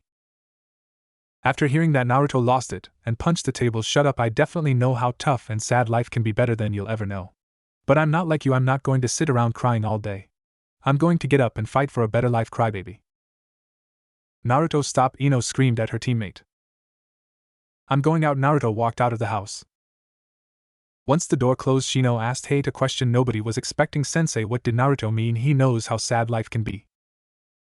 Hearing Shino say that got everyone's attention, especially Ino's. Hate sighed. "Well, Naruto's had to deal with a lot of crap in his life. But I really don't think it's my place to tell you guys this stuff." "Sensei, he's our friend, we deserve to know," Shino said. "I won't tell you everything that Naruto's gone through, but I will tell you that he's never had a family," Hate said while having a sad look in his eyes. "I know he was an orphan. Didn't anyone adopt him?" Ino asked, not really knowing if she wanted her sensei to answer it or not. "No, no one ever adopted him. He was kicked out of the orphanage at the age of 5 and had to live on his own and take care of himself since then. He didn't have anyone who cared about him until recently. The worst part is that isn't anywhere near the worst things that has happened to that young man," Hate answered Ino. "That can't be. That horrible." Ino started crying. After comforting Ino for a little bit, Hate turned his attention to Inari. "Now, Inari, I'm sorry for what Naruto said, but that's probably what he's told himself countless times. For as long as I've known Naruto, I've never seen him wallow in self-pity. He always fighting for people's acceptance of him, never giving up." After hearing everything about Naruto, Inari started looking at his life differently. How could he have had it so rough? I mean, he always seems so happy all the time. It's just a mask he puts on to hide his true feelings. He does it so that we don't worry about him. It was a crying Ino who answered Inari. After Ino said that, Inari ran upstairs to think about everything he heard about the blonde leaf Nin. Shortly after Inari went upstairs, Shino decided to go look for Naruto. But before he could go after him, Hate stopped him. "Hate, why are you stopping me?" "Because he needs to be alone right now. He just needs some time to himself. Also, I don't want you telling Naruto about this conversation," Hate coolly explained. "Why, Sensei?" the bug user asked. "Naruto doesn't let people know his feelings or what's going on with him for a reason. He does this partly because he doesn't want his friends and the people he cares about worry about him. The other reason he hides his emotions is that he feels if he does let his true emotions out, someone might get hurt because of it," the sick Jounin explained. "Sensei, what is it you're not telling us about Naruto?" Ino managed to stop crying to ask her sensei this question. "Nothing," Ino, Hate lied. "God damn it, Naruto, why are you always hiding things from us?" Ino yelled to herself. "Because he's scared you'll leave him," Hate whispered to himself.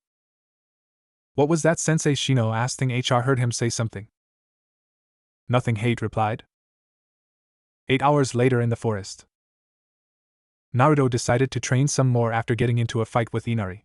He was finally able to finish tree climbing a few hours before. He wound up passing out from exhaustion before he could make it back to Tazuna's house. A girl about a year older than Naruto picking herbs saw him passed out and decided to check to make sure he was okay. Naruto's head popped up right when the girl touched him, scaring her. "Oh, I'm sorry, my name's Naruto, what's yours?" The cute girl answered, "My name's Haku."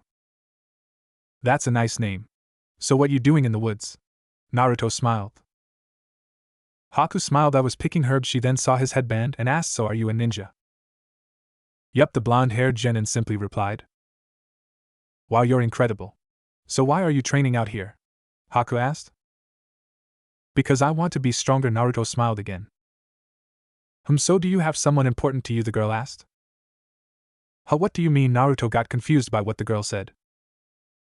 Well, when someone has something important to protect, that is when they can become truly strong, Haku explained. Naruto took a second to think about everyone he cared about before answering, I know what you mean pretty well. He then changed topics. You know, you're really pretty. Haku's actually a girl in this story. She blushed slightly before getting up and leaving. Thanks. She paused for a second and looked directly into Naruto's eyes before saying, you will become strong. Hopefully we can meet again. Hopefully, Naruto told himself before passing out again. 3 hours later. Ino, Hate, and Shino went to the area they trained before to learn some new techniques when they found Naruto sleeping next to a tree with a shitload of kunai marks that went all the way up to the top. Holy shit, he got to the top, Ino shouted in surprise. Ino's shouting wound up, waking Naruto up. Hey guys, what's up? As soon as he closed his mouth, Ino punched him in the back of the baka. We were worried about you. Why didn't you come back to Tazuna's last night? Oh, I'm sorry, I kind of just got caught up in training and wound up passing out. Naruto rubbed the back of his head. Baka, Ino shouted at him. Why is she so upset? So sensei, what new techniques you going to teach us? Naruto asked his sick sensei. He doesn't understand girls at all.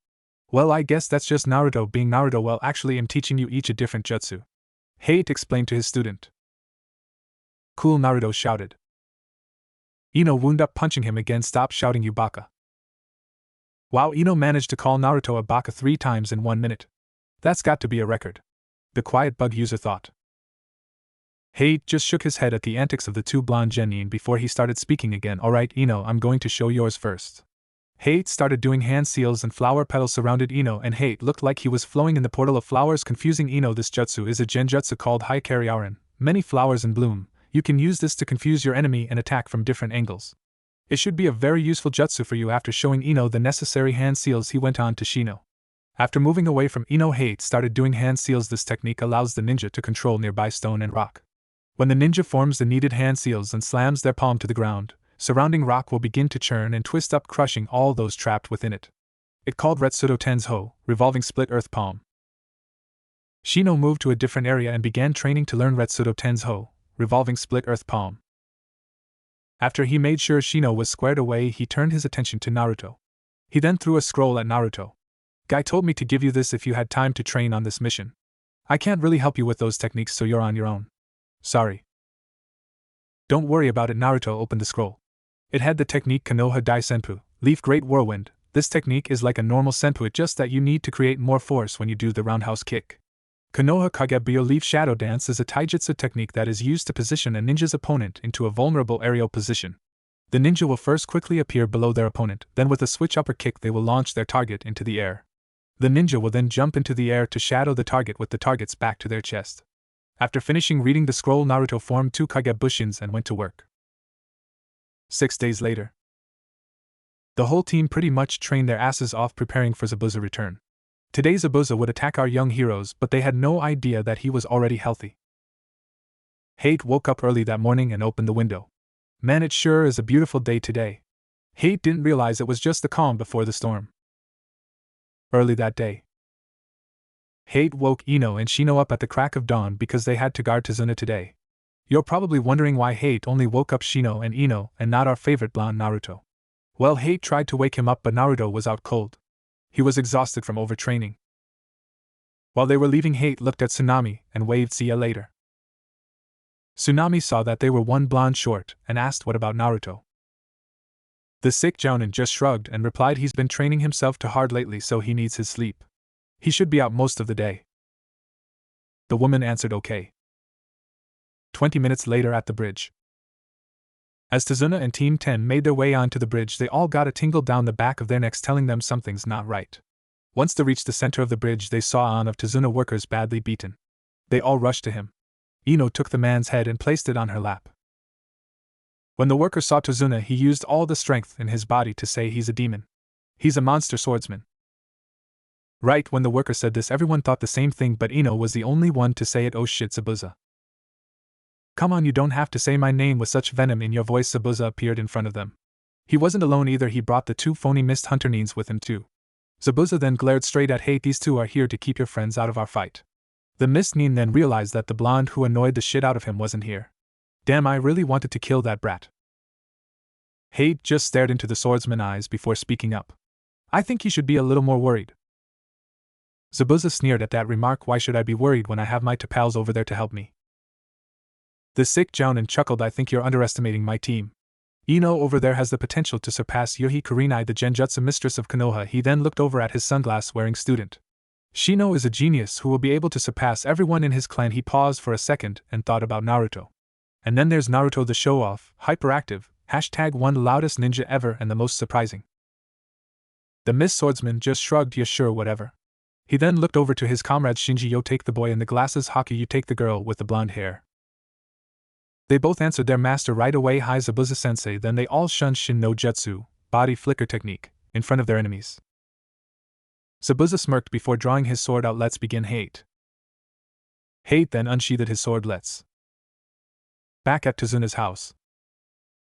I'm skipping the samurai scene with Inari. Naruto woke up from his sleep finding that no one was there. Damn it, I got left behind. I'm so gonna get Hayate-sensei back for this. While Naruto was thinking of ideas for his revenge against Hate, he looked outside his window and saw Inari charging to samurai that had his mom. Oh shit. Inari was just about to get sliced and diced by the samurai. He saw it coming and closed his eyes, preparing for pain. But it never came. When he opened his eyes, he saw Naruto with his black and red sword blocking the two samurai's swords. Naruto looked down at Inari. Hey Inari, nice going, but I got it from here. The two samurai backed up and prepared to charge. Don't take us lightly. He never finished his sentence because two Kage Bushins of Naruto appeared behind the samurai and gave both of the roundhouse kick straight to the face. After tying the samurai up, Naruto walked over to Inari. Nice job, Inari. Inari looked up at the blonde-haired genin holding back his tears. I was so scared they were going to hurt your mom. Naruto looked directly into his little friend's eyes. I know, and I'm proud of you. Inari looked shocked. You're proud of me? Naruto gave him a real smile. Yeah, I'm proud of you. You were scared, but that didn't stop you from trying to rescue your mom. He paused a second, then started talking again. Inari, your dad would be proud also. You are one strong kid. Inari started crying. Crap, I told myself I wouldn't cry anymore. Naruto put his hands behind his head and said, it's alright to cry when you're happy. He then realized he had to get to the bridge where the rest of his team was. I got to go. I'll see you when I get back. Inari just smiled. Alright, Naruto. The little boy then looked up to the sky. Dad, you're not the only hero I know anymore. Back at the bridge, Shinji versus Shino. Okay, little leaf Nin, let's begin. Shinji got into a battle stance. If you guys are wondering, Shinji looks like a miniature Zabuza without the huge-ass sword. He also has red hair.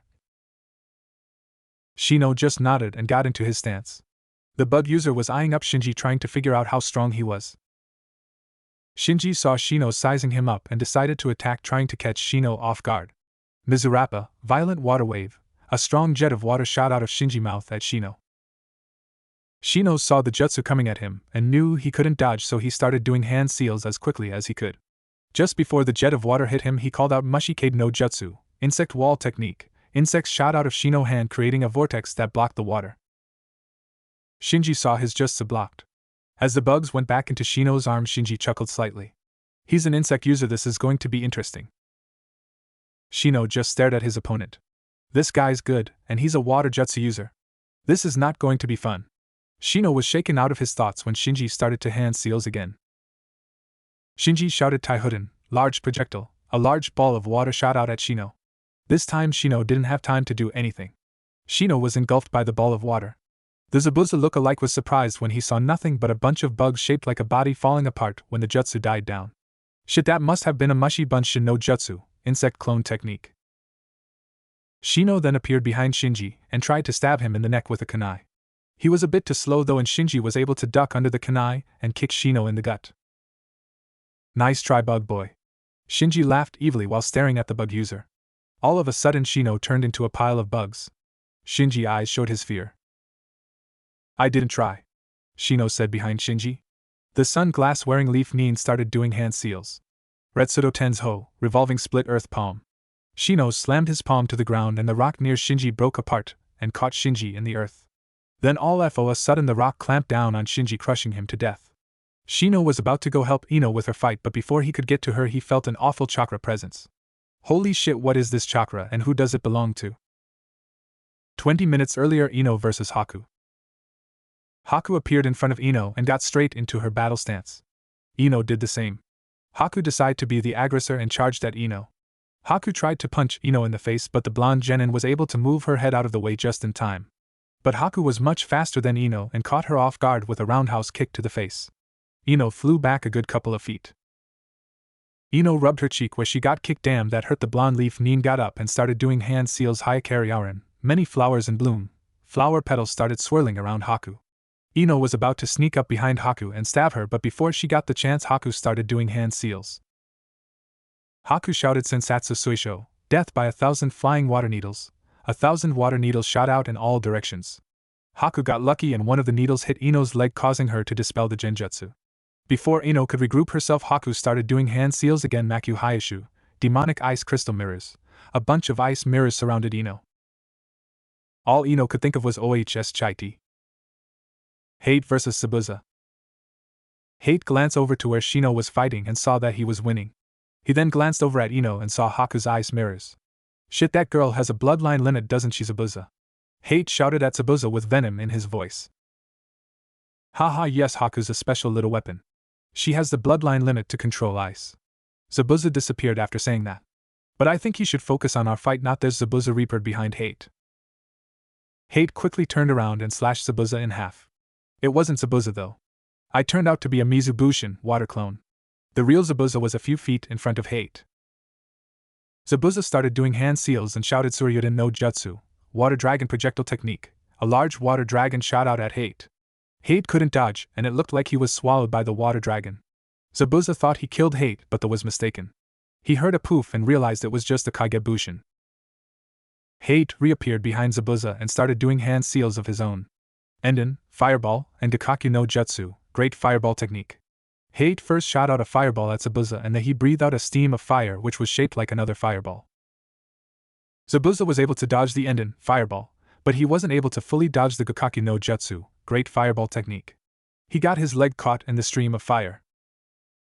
With a hobbled Zabuza, Hate started forming hand seals again. Kagebunshin no Jutsu, shadow clone technique. One Kagebushin of Hate popped out. The Kagebushin grabbed the injured Zabuza from behind and held him so that he couldn't escape. Hate was preparing to deliver Zabuza the final blow. All of a sudden though, both Zabuza and Hate felt an awful chakra presence. They both thought the same thing, oh shit, whose chakra is that? 10 minutes earlier, Ino vs. Haku. I'm sorry, I don't want to kill you, but I have to do this for Zabuza-sama. Haku was in on of the ice mirrors and lifted her head out so that she could throw a Saban needle at the blonde Kunoichi. Before she could throw the needle at Ino, she was hit in the face with a shuriken. She fell out of the mirror and cracked her mask. Ino didn't know what happened until she felt someone touch her shoulder. When she turned around, she realized that it was Naruto. Ino told Naruto, be careful, she's strong. Naruto looked at Ino and smiled. Don't worry, Ino, the great Uzumaki Naruto has arrived. Ino just shook her head at her blonde teammate. Damn, he's acting like an idiot in a situation like this. I hope his stupidity doesn't get him hurt. Ino didn't realize it, but she was more worried about Naruto than herself. Haku got back up into one of her mirrors and looked at Naruto. If she didn't have her mask on, you could have seen her smiling. Now Naruto, show me how strong you are when you're protecting someone precious to you. Naruto got into his battle stance and shouted Kagebunshin no Jutsu, shadow clone technique. 20 Narutos popped out. They all charged at a different mirror each and shouted Konoha Senpu, Leaf Whirlwind. He hadn't mastered the Konoha Dai Senpu, Leaf Great Whirlwind, so he had to rely on it, baby brother. All 20 Naruto hit the mirrors with a strong roundhouse kick, but didn't he even crack the mirrors. Haku then threw a Saban needle at each clone, dispersing them. Haku then shouted at Naruto, that's not good enough to destroy my mirrors. Naruto shouted back, alright, let's try this. Evenly body right on, lightning. Naruto body turned into white lightning again. He then started doing hand seals Tornado Rateningu, tornado lightning. A large tornado made of lightning shot out at the ice mirrors.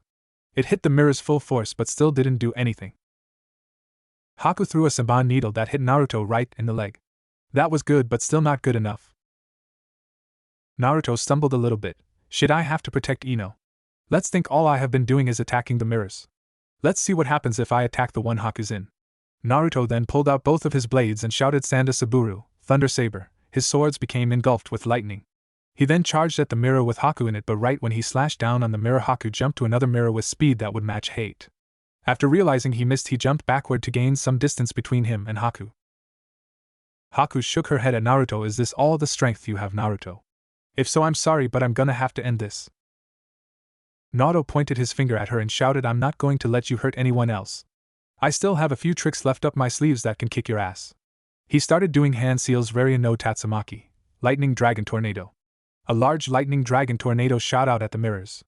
The jutsu was so strong that it cracked most of the mirrors. Haku was surprised by the force of the jutsu. Shit, he damaged my mirrors. I don't have much chakra left. I got to end this quick. I'm sorry Naruto, but I have to end this now. I also have someone precious to me to protect. Sensatsu Suisho, death by 1,000 flying water needles. 1,000 water needles shot out at Ino, not Naruto. Naruto realized what was happening and ran to try and protect Ino. He got in front of Ino just in time and prepared to take the full force of Haku's jutsu. Just before the needles reached him, he felt something inside of him awake. Shit, what's this feeling? It's the same feeling I got before I awoke my bloodline. But this feeling a little different. When the needles hit him, it didn't hurt at all. He opened his eyes and realized that his body was made of black ice. Haku looked at Naruto with utter shock. After that, Naruto looked behind him to make sure Ino was okay. What he saw was something that tore at his heart.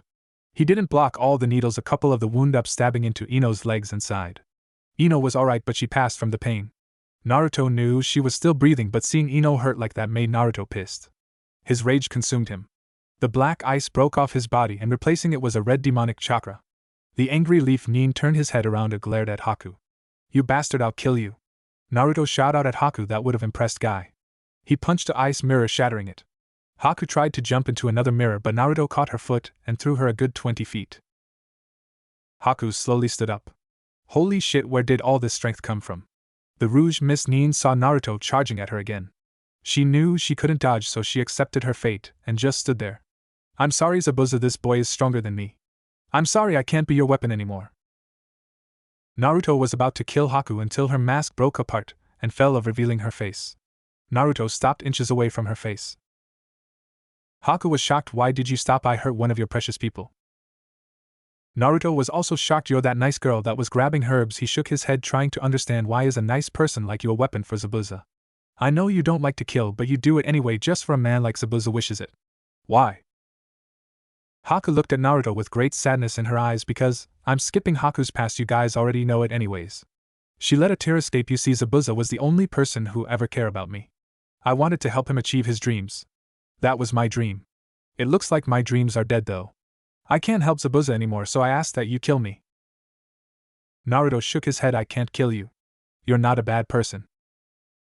Haku looked directly into Naruto's eyes. I can tell by the look in your eyes that you've had a past like mine. I know you understand my feelings.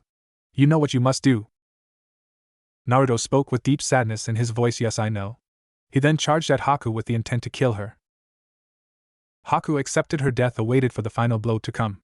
But in the corner of her eye she saw that Zabuza was in trouble. I'm sorry Naruto, there's one last thing I must do.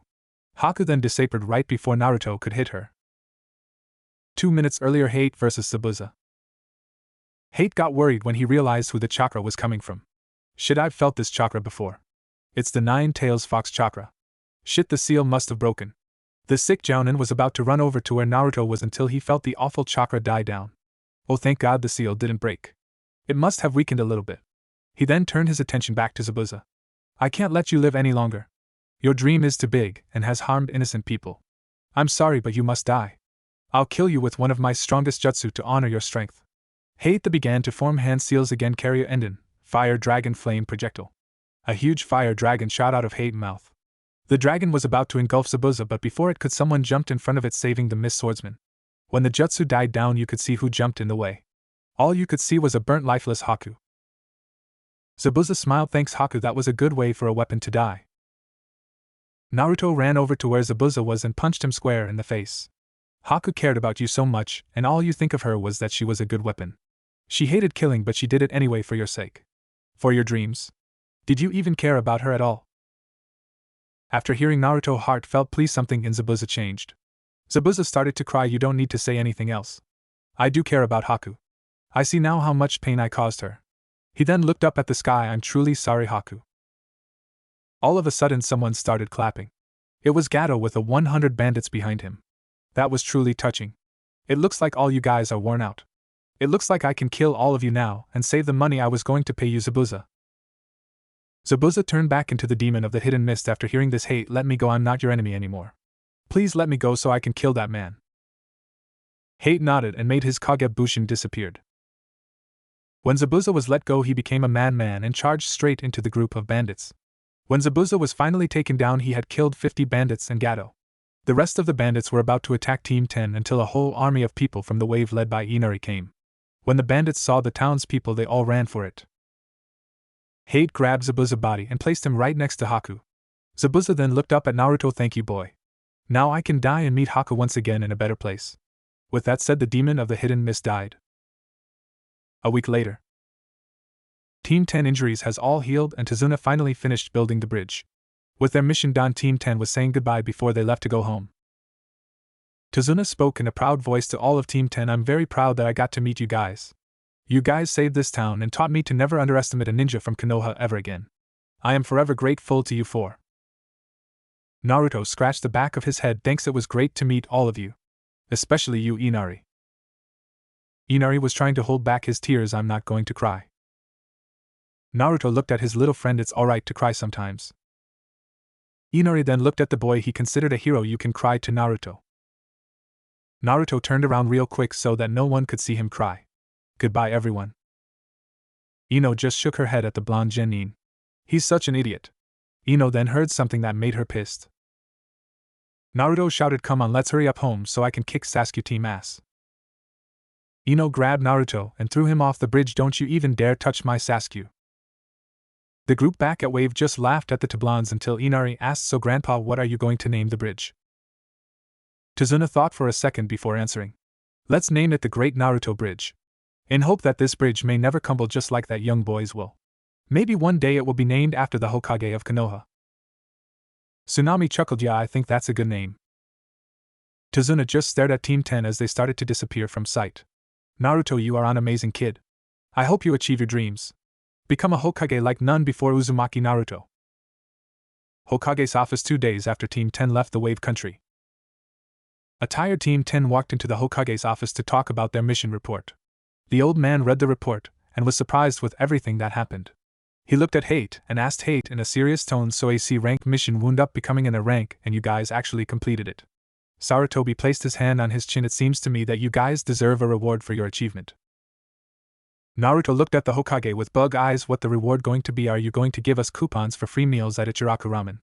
Now that would be a great reward. Ino gagged. You who would want coupons for ramen? A real reward would be a date with Sasuke. It was Naruto's turn to gag this time. When Ino heard Naruto gag, she got really pissed and punched him on the back of his head. Shut up, Sasuke is amazing and you're just a baka. The old Hokage smiled. He was glad to see that Naruto liked his team. He then got back to his original train of thought. No, it's not ramen or a date with Sasuke. Ino and Naruto both grunted. The old man couldn't help but laugh. Once Sarutobi was done laughing, he got serious again. I've decided to give you guys 2 jutsus each. The justice will be different from one another's. All 3 went into a state of shock. They managed to ask the same thing at the same time. Really? Sarutobi just smiled again. Yes, really. He then reached for a scroll and pointed at Shino to come forward. In Hayate's mission report it stated that he taught you a Doton Jutsu, Earth, is that correct? The bug user just shook his head up and down. Alright, good. The Hokage then threw the scroll he brought out at Shino. This scroll contains Doria Heki, Earth-style wall, a jutsu which creates a strong defensive wall of rock to protect you. It can withstand some strong ninjutsu. This scroll also contains Shinjuzanchu no Jutsu, double suicide decapitation technique. This jutsu allows you to travel underground and sneak up on your enemy and pull them down into the mud with only their head hanging out. Shino looked at his skull with awe. Thank you so much, Hokage-sama. The old man just nodded and then pointed at Ino to come towards him. Hate told me you are gifted at Genjutsu and have excellent chakra control. The old man reached under his desk and pulled out another scroll. He then tossed it at her. In this scroll is a genjutsu called Kasumi Jusha no Jutsu, Mist Servant technique, that creates false attackers to delay and confuse the enemy. Though these servants are not real, the actual ninja is able to remain hidden and throw kunai and shuriken matching the movements of the servants. This makes it appear the false servants are capable of attacking. When the enemy attempts to attack the servant, they will merely disrupt the servant's illusion body but not destroy it. He took a second to catch his breath. I also believe with your great chakra control you will be a perfect Suiton, water, jutsu user. So I am also giving you the Daibakufu no Jutsu, Grand Waterfall technique. It is a jutsu. It will form a column of water that will circle the ninja and then a large force of water will erupt to hit the attacker. Due to the force of the water, the target will be fully enveloped by the water and at its mercy as it pulls them away. Ino shouted in joy, "Hell yeah, watch out Sakura, Sasuke's mine." Hate just shook his head at his student. She's too obsessed with Sasuke to even realize she likes someone else. Naruto shook his head also. Why does everyone love that stuck-up brat Sasuke but they hate me? I just don't get it. Sarutobi knew what Naruto was thinking and decided to cheer him up by giving him his reward. Naruto, it's your turn now. Naruto quickly put his mask back on and ran up to the old man. So Gigi, what jutsu am I going to get? The old man slightly chuckled seeing Naruto get so excited. From what Hate told me, it seems you awoke in your second elemental body. What did your body turn into this time? Naruto took a second to think before he answered, my body turned into black ice. Sarutobi placed his hand on his chin. Interesting. That mean you should be able to use Hayatan, ice, jutsu then. The Hokage quickly got up and disappeared for a few minutes. When he returned, he was carrying a very old scroll. He then gave it to Naruto. I had to dig a little bit to find some Hayatan, ice, jutsus. In this scroll, Naruto, there are two techniques. The first one is Haryamuko, Destruction Dragon Fierce Tiger, creates an ice tiger that will rise from the ice to strike out against its target. Its cold nature can freeze any nearby water, and its large mass can cause a large amount of damage when it impacts. Naruto just stared at the Hokage dumbfounded. Damn, that sounds strong. The Hokage started talking again. It is Naruto, but it is very difficult to learn. The next technique will be even harder to learn. The second jutsu is the Kakuria Bufusetsu, Black Dragon Blizzard. You will thrust your arm to send out a black ether-like dragon to strike your opponent. As it flies through the air, it will begin to turn. When it hits the target, it will use its motion to launch the opponent high into the air, and then come down on your opponent, smacking them into the ground. All Naruto could say was wow. Hate then addressed his team. Alright, that all the Hokage wanted to talk with you guys about today. I have a meeting today, so you guys can have the day off. I'll see you later. We have a team meeting at 8 a.m. tomorrow. All three genin screamed with joy to finally get a must-needed day off. Hi sensei. Later that day at the Chunin and Jounin meeting, the Hokage was addressing the higher-ranking nins about missions and other political stuff. It was the end of the meeting and the Hokage only had one more thing to discuss. Alright, now that all the boring stuff is out of the way, let's get to the Chunin exam. This year we're holding them. Now first off, are there any rookie teams that their Jounin sensei would like to nominate? A tough-looking man with a beard and a cigarette in his mouth named Asuma was the first one to step up. I nominate Team 8 consisting of Hyuga Hinata, Nara Shikamaru, and Kichi Choji. Everyone clapped because not many Jounin sensei nominate a rookie team. No one clapped as loud as Yuhi Kurinai, the Genjutsu mistress of Konoha. She was dating Asuma. Next to step up was a man in black with a mask covering up one side of his face. The masked nin started talking. I, Hatake Kakashi, nominate Team 7 consisting of Inuzuka Kiba, Haruno Sakura, and Uchiha Sasuke. Everyone clapped even louder than they did for Asuma because the Uchiha was on that team. Everyone thought that was it, but then Hate stepped up.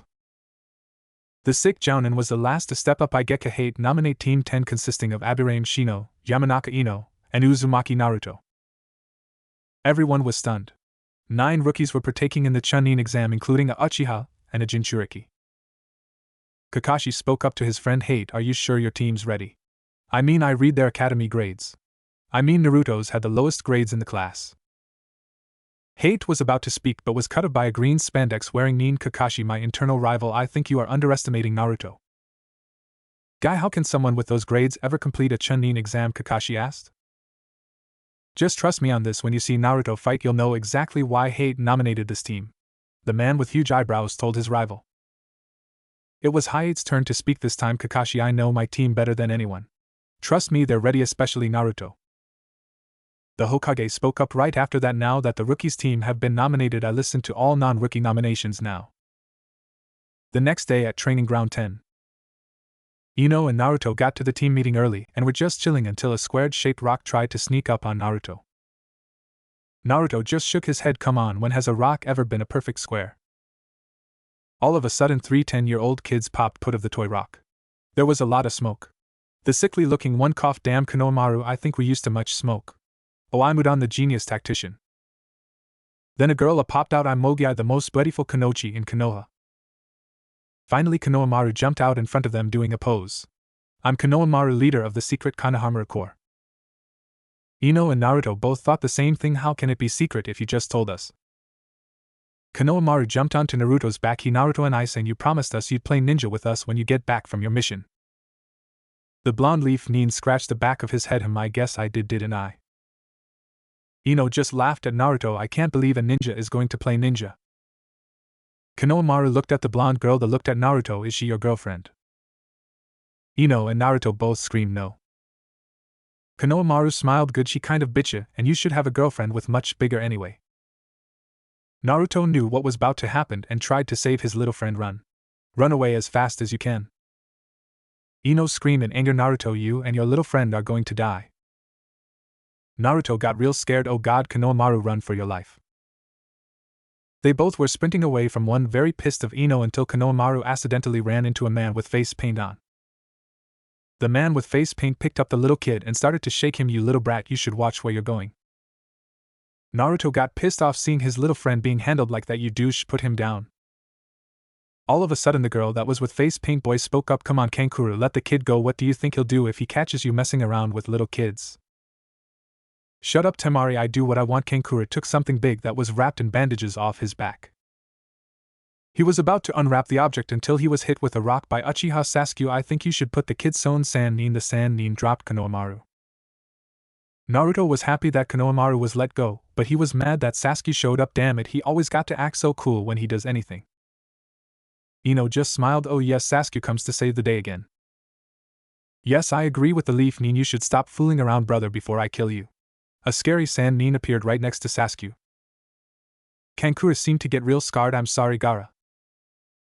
Gaara had a sick smile on his face. You better not do it again, or I'll kill you. Gaara then turned his attention to the leaf Nins. I'm sorry for my brother. Sasuke then leaped down of the tree and asked, I would like to know your name. Gaara replied, Gaara of the desert. I would also like to know your to be able to hit Kankuro with a stone like that is impressive. He must be skilled. Uchiha Sasuke said with confidence. Gaara turned and looked straight at Naruto. I don't know what it is, but I can feel that this one is hiding his true strength. I would also like to know yours. Uzumaki Naruto smiled. Sasuke was surprised why Gaara would want to know the Dobe's name. Hey Gaara, why do you want to know the Dobe's name? He's nothing special. Gaara had another twisted evil smile. I'm afraid you're mistaken. I can tell he's strong, he's just hiding it. Sasuke got real confused. He couldn't believe that Naruto could actually be strong. The three sand Nins were about to leave until Ino finally spoke up. I know we're allies with the sand, but you guy can't just come here freely. So then why are you here? Temari answered the blonde Konochi man. You Konoha Nins are slow. You guys are holding this year's Chunin exam and we're here to participate in it. Ino was surprised shit at that time of the year already. Temari answered yes, the sand Nins left soon after that. Both Naruto and Ino headed back to meet with their sensei. When they got there, Shino was already sitting down. But before Naruto could even say hi, Hate showed up. I'm sorry, but I don't have much time. I have a mission of my own to get to. I have nominated you guys to partake into the Chunin exam. He then handed them a piece of paper.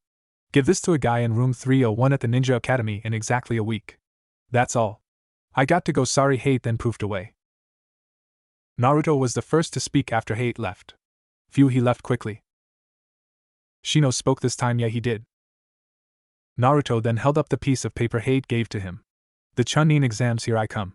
Soon I'll prove to everyone I'm not a monster. I'll show them that I'm Uzumaki Naruto. A week later at Naruto's house. Iruka had already left to go teach at the Ninja Academy. Naruto just awoke, rubbing the crust out of his eyes. Damn, a week went by fast. I can't believe it's time for the Chunin exams already. Then he thought about all the ridiculous training he put himself through. God damn it, I killed myself all week and I haven't even come close to figuring out how to do the Haryamuko, Destruction Dragon Fierce Tiger, or the Kakuria Bufusetsu, Black Dragon Blizzard. Naruto then slapped himself in the face. I can't be thinking like that. I'll defiantly get it right soon, and when I do I'm going to take a picture of Sasuke's face when he realized just how powerful I am. The Leaf Nin then took a shower, got changed, sharpened his swords, and put on his chakra weights. The weights still weighed 200 pounds on each arm and 300 pounds on each leg. Guy told him that was enough weight for now. After all that, our hero left to become a Chunin. Same day, Ino's house. Ino had already showered and gotten ready for her day. She was just eating breakfast with her mom. Ino should have been thinking about what the exams would be like. But she wasn't. She was thinking of our favorite blonde Genin. Since the mission in the country of Wave, I haven't really seen Naruto. I guess he was training. I just don't get it. I never really thought Naruto was strong at all. He acts like an idiot all the time, but when anyone he knows about is in danger, he become a different person. I just don't get it. He's always getting hurt trying to protect people who used to make fun of him. I just don't get it. That's not the worst of it. Whenever he gets like that, and I see his eyes, they become different too. His eyes look very sad. He's always smiling and acts like he doesn't have a care in the world, but his eyes tells a different story. Why? Ino's mom saw the look on her daughter's face and decided to find out what was wrong with her. Honey, what's the matter? You look like something's troubling you. Ino was shaken from her thoughts by the sound of her mom's voice. Mom, have you ever had a friend who hides his feelings from everyone around him? I see, she must be talking about Naruto. Maybe she's starting to like him instead of that Uchiha. What do you mean, honey? Ino told her mother, I have a friend who's always acting happy and smiling, but when you look in his eyes you can tell he carries great sadness in them. In her motherly tone, Ino's mom answered. Ino, I would have to say your friend is trying to protect something by hiding his true feelings. This person could be protecting you, a friend, or himself by hiding thing. I believe if you give the person time, he'll tell you one day, honey. Ino replied, yes, mom. She then left her house to go to Ninja Academy. Once Ino left, Mrs. Yamanka started thinking about the blonde eye. Also, from what my daughter said, it seems that Naruto is in more pain than I thought. But maybe, just maybe, my daughter can rescue him from it. The Ninja Academy. Our three heroes start making their way up to the third floor. They get stopped, however, when they see a fight happening right outside door 301. Two genin are beating up a kid that looks unusually similar to Guy. The two blocking the door start yelling, how can I let you take the Chunin exams if you're so weak? You should consider this a favor. The kid hit the green spandex wearing kid one more time. Naruto looked at the kid and thought of his crazy teacher. He looks exactly like Guy, and he even has the ridiculous eyebrows like him too. He must be Rock Lee, his prize pupil that he never shuts up about. He's defiantly not that weak. He must be hiding his true strength. Naruto was about to go help Guy until Sasuke showed up and started a fight. He tried to push the two genins out of the way. Get the hell out of my way, I'm looking for room 301, not 201. He then started to chuckle to think people could be fooled by this lame-ass genjutsu. Ino had heart flying around her head. Damn, he's so amazing and cute. One of the genin guarding the door got pissed and charged at Sasuke. Sasuke does the same. But before they can connect, a flash of green step in between them. It was Rock Lee. Lee released their arms and went back to his team. The one with white eyes started yelling at him, Lee, what the hell was that for? I thought we were supposed to hide our strength. Lee just put his head down. A cute girl in their group finally spoke, come on Niji. He did what he thought was right. The boy named Niji shouted, shut up Tenten, you don't always have to stick up for him.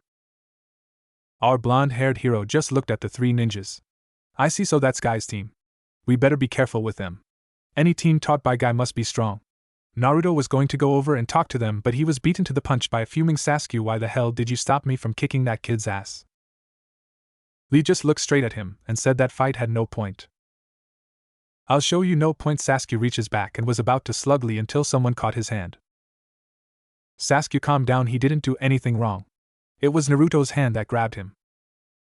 Dope, get the hell out of me and I'll do what I want. I don't have to listen to a dropout loser like you.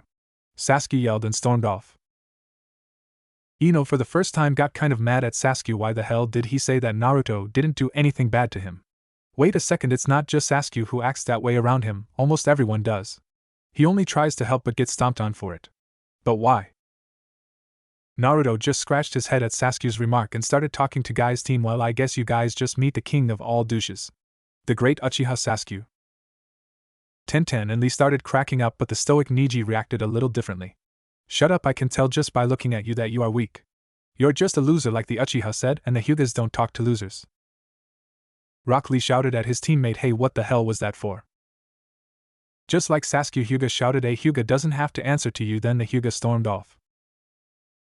Tenten tried to apologize. I'm so sorry, he just acts like a jerk to everyone, so don't take it personal. The blue eyes genin just waved his hand. It's alright, I'm used to it. Both Ino and Tenten thought the same thing. Why would he be used to getting treated like that? Naruto then started talking to Lee. Hey Lee, how's Guy been? Haven't seen him in a couple of days. He's doing good, just training us to get ready for this exam. Then Lee realized that Naruto knew Guy. Wait, you know Guy sensei? Before Naruto could answer, Ino spoke up. Who's Guy? Naruto? Oh, Ino, he's a friend of mine who helps me with my taijutsu from time to time. Naruto answered. Both Lee and Tenten said in surprise, "Are you serious? Guy-sensei teaches you?" Naruto kind of chuckled. "Ya old fuzzy brows is great guy. He only teaches me sometimes whenever he has a chance and isn't helping you guys. You know he thinks very highly of you, Lee." Lee got in his good guy pose that because we both have the flame of youth. Naruto slapped his forehead. "Oh Kami, not only do you look like Guy but you act like him too." "Yeah, that was my reaction too when I meet him," Tenten said jokingly. In Ino's mind, "Damn, this guy sound like an interesting character, I hope I can meet him." Ino's wish was granted as Gain came running down the hall on his hand. "Lee, what are you doing? The first exam is starting soon." He then looked over at Naruto. "Oh, my other youthful student Naruto. You must go too, you don't want to miss the exam." "Hi Guy," Naruto screamed and ran down the hall to the exam room while Ino and Shino trailed behind him. Tenten then spoke to her sensei. "So what can you tell us about Naruto? We might have to fight him to get past this exam." Guy turned and looked right at her. "All I can tell you guys is to be careful of him." Tenten was surprised. Guy would never say anything like that unless he truly meant it. "Guy, I know he's a nice guy, but I heard he was the weakest of the rookies." It was Lee that answered, "Not Guy, sorry Tenten, but you're wrong about him. I could feel it, Naruto was hiding his strength." Guy smiled. "Yes, that is true, Lee. I'll tell you something else, he earned his power." Lee was confused by that. "Guy-sensei, what do you mean?" "Lee, this might surprise you, but Naruto trains harder than even you," Guy answered his youthful student. Tenten was shocked. "Is that even possible? I've seen Lee train, there's no way anyone could train harder than him." Lee was shocked as well, but he knew the answer to Tenten's question. There's only one way a person could push themselves that hard. Only if someone has lived a life where everyone hated them for no reason and thought they were weak. A person who trains to prove everyone wrong about him. I know because I'm like that. But for Naruto to train harder than me, that must mean he has to prove himself to a lot more people. Guy just shook his head up and down to show that Lee was correct. Tenten couldn't believe it. He seemed so happy. He must have been hiding himself. If the happy Naruto isn't the real him, then who is? Who is the real Naruto? Back to Team 10. Our three heroes had just walked through the door of 301 and met the other rookies. They also meet another older Leaf Genin named Kabuta. Kabuta told the rookie 9 he had information on anyone taking the Chunin exams. Uchiha took an opportunity to find out more about Gaara and Lee. "Hey Kabuta, do you think you can check out a Sannin by the name of Gaara of the Desert and Rock Lee of Konoha?" The man with glass gladly replied, "Sure, no problem." He took out a stack of cards and applied chakra to it. 2 card pooped out. "Okay, let's see. Rock Lee is a student of Mado Guy. He seemed to excel in taijutsu but sucks in ninjutsu and genjutsu." He then looked at Gaara card. "Holy shit, you guys better watch out for this one. It's sad he excels in ninjutsu and has come back from every mission he's done even unharmed." This shocked everyone. "Well, is there anyone else you'd like to see?" Sasuke then thought of a way to embarrass Naruto. "Yeah, I want to see Uzumaki Naruto's of the Leaf. Man, this should be funny." The normally quiet Shino stared to laugh. "Haha, you guys are in for a surprise." Even Ino slightly chuckled, which caused Haruno Sakura to get interested. "What do you guys mean we're in for a surprise?"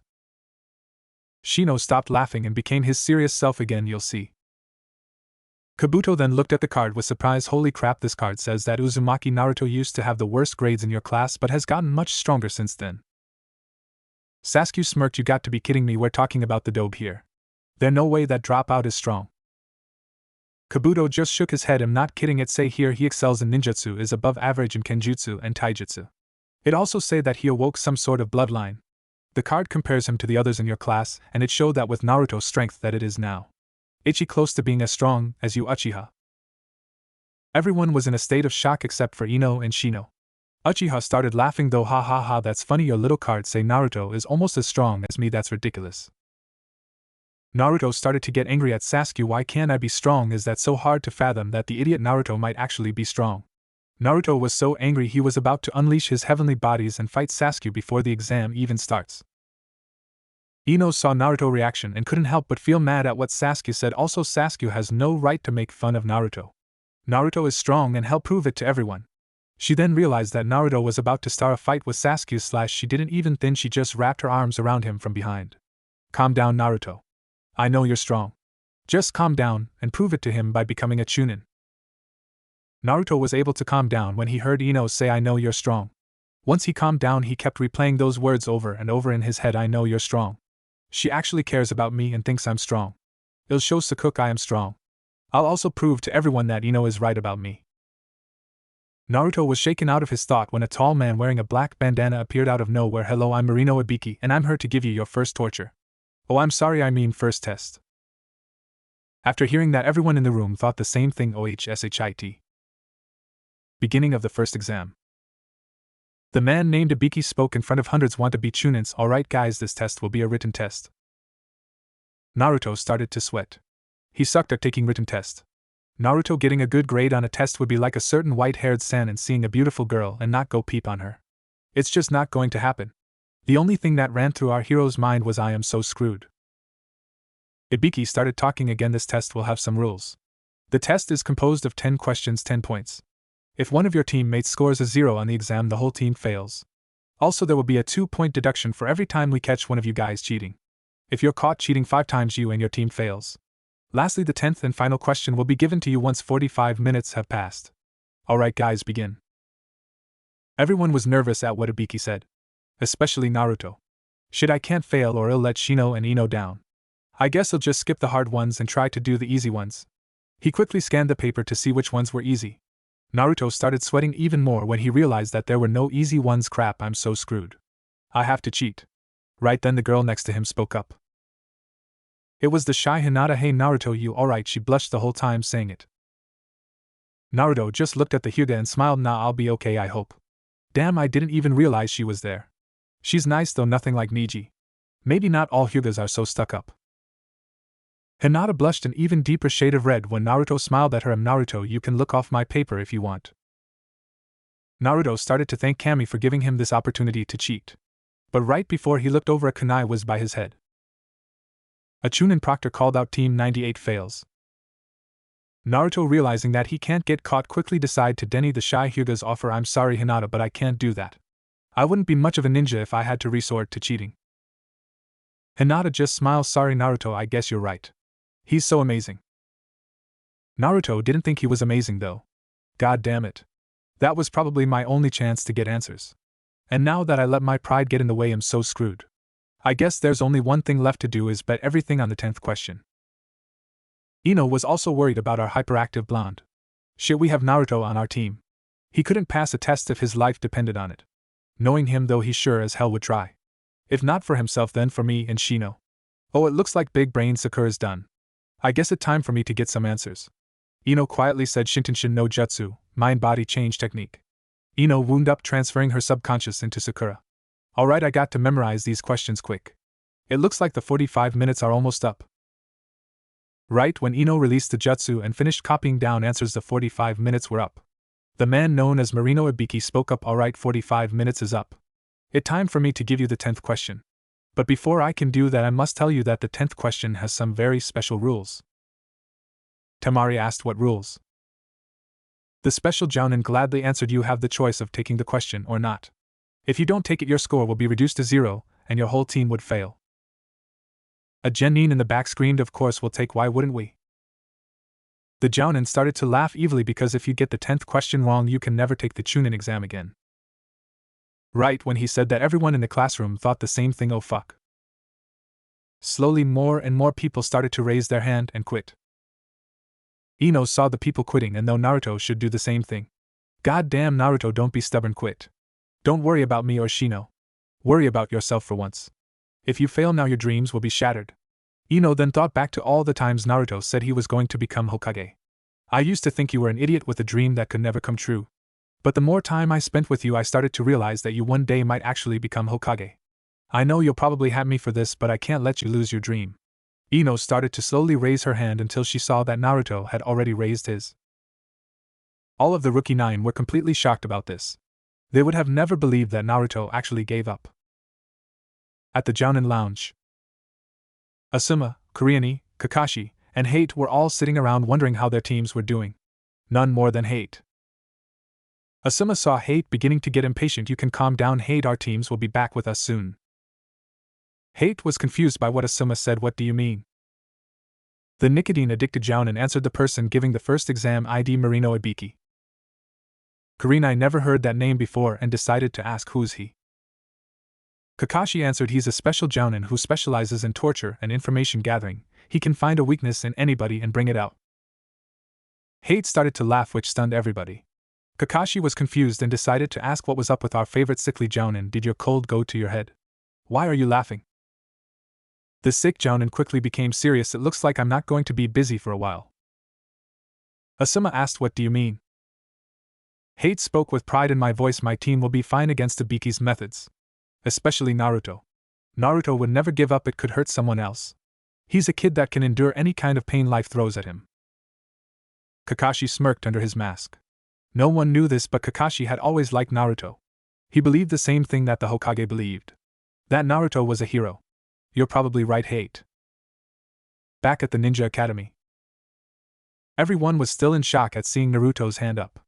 Ibiki was about to call Team's 10 name, but didn't get the chance. Naruto slammed his fist down. When he did this, he let a little bit of his lighting element out, creating sparks when his hand hit the ground. I don't give a shit what you do to me. I'm taking this question. Even if I fail and never become a Chunin, it doesn't matter because I'll become Hokage anyway. I can't give up and I never will. That is my way of the ninja. Ino couldn't believe it. God, he's such an idiot. I can't believe he worried me like that. I should have known. Uzumaki Naruto will never back down from anyone or anything that stand in the way of his dream. Ibiki was slightly stunned. He looked at a classroom of students that were once tense and scared but now are completely confident. I can't believe it, he made everyone more confident. Man, this Uzumaki Naruto is an interesting guy. Alright, this is the last time I'm going to ask, is there anyone that would like to quit? No one raised their hand. I guess it's useless to wait any longer. Alright, everyone here passes. The whole room fell off their seats and screamed, what? You could say that the last question was a two-choice question. In the world of a ninja, you can't give up just because the outcome might become bad. A true ninja has the guts to face any outcome of a mission. Looks like 26 teams pass, more than I expected. Ibiki then turned his head to the window. A kunai flew through the window and a lady wearing fishnet stocking came flying in right behind it. The lady looked back at Marino Ibiki while twirling a kunai around her finger. You let 26 teams pass, Ibiki, you must be slipping. The torture expert replied, or it could be that this group is rather exceptional. The crazy lady started laughing. Hello guys, my name is Mitarashi Anko, and I'll be your second exam instructor. She then licked her lips. Just to warn you, in my exam more than half of you will fail. Everyone was scared shitless by the crazy women named Anko. Shino and Ino were scared shitless for other reasons. Holy shit, she has the same personality as Naruto. When those two meet face to face, all hell is going to break loose. Before Anko left, she said one last thing: the exam starts tomorrow at 9 a.m. Your Yanni-senseis will tell you where to go. Well, okay, bye-bye. Anko leaped out the window. All Naruto could think of while watching Anko was, this isn't going to be a fun exam tomorrow. 5 minutes later, everyone left to go meet the Jounin-senseis. Ninja Academy. 1 hour later. The room that had once held so many genin earlier was now empty. The only one left was a man named Marino Ibiki. He was picking up all the tests. But he stopped when he came across one test that had the name Uzumaki Naruto on it. This was the boy who changed everybody's mind's test. I wonder how he did. He quickly scanned over the sheet to find that there was nothing but a name on it. Ha ha ha, what an interesting kid. He stood up to me and bet it all when he didn't even know any of the answers. I wonder how much farther you will get, Naruto. The next day at the Forest of Death. Mitarashi Anko stood in front of 78 genin and started to explain the second exam. Alright, you little shits. It's time for the second exam. We will give each team a scroll. There are 2 scrolls. The scroll of earth and the scroll of heaven. To pass this exam, you must defeat another team and take their scroll. If you do not have one of each scroll, you fail. Once you get both scrolls, you have to get to the tower in the center of the Forest of Death. You have a time limit of 5 days. Alright guys, this is a survival test. I expect that at least one of you will probably die. With that said, come get your scrolls. Out of the 78 genin participating in this exam, only one wasn't freaking out. Hey crazy lady, you don't scare me. I kick ass in this exam. Our favorite blonde screamed. Oh really? Anko threw a kunai which flew by his head, scratching his cheek. She then reappeared behind him and licked his cutum. This freaked out Naruto beyond belief. But what was more interesting was how Ino felt about it. At first she thought it was funny, but when Anko licked Naruto, something inside twinged with anger. Get the hell off of him. Ino didn't know why she felt so angry about what happened. Why do I care? It's just Naruto. It's just Naruto. Ino's thoughts were interrupted when a very feminine-looking grass nin snuck up on Anko. The weird guy gave Anko her kunai back, but not before Anko threatened to kill him a good 5 to 6 times. Once Anko got through threatening everyone, she gave out the scrolls. 10 minutes later. Team 10 had received the Heaven Scroll and had just entered the Forest of Death. Within the first 5 minutes of being in there, they heard someone scream and got a little freaked out and jumped onto Naruto. Let's just say when that happened, Naruto became red as a tomato from blushing. When Ino figured out that she was hanging onto Naruto, she turned to look at him. She was planning to yell at him, even knowing it wasn't his fault. Before she could open her mouth to yell, she looked directly into his blue eyes.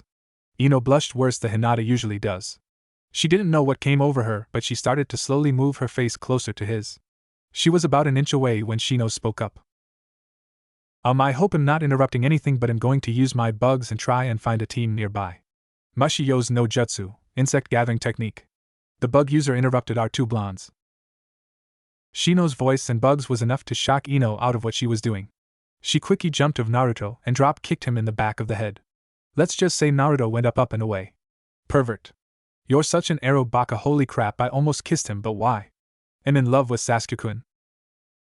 When Naruto finally got back up from the dropkick, he was kind of confused. You jump on me and it's my fault. Did she almost kiss me? I don't know what it is about her, but whenever I get close to her my heart starts pounding. Before Naruto could figure anything out, Shino's bugs found someone. Someone familiar. Shit guys, I found Team 7, but it seemed that the weird grass Nin is attacking them.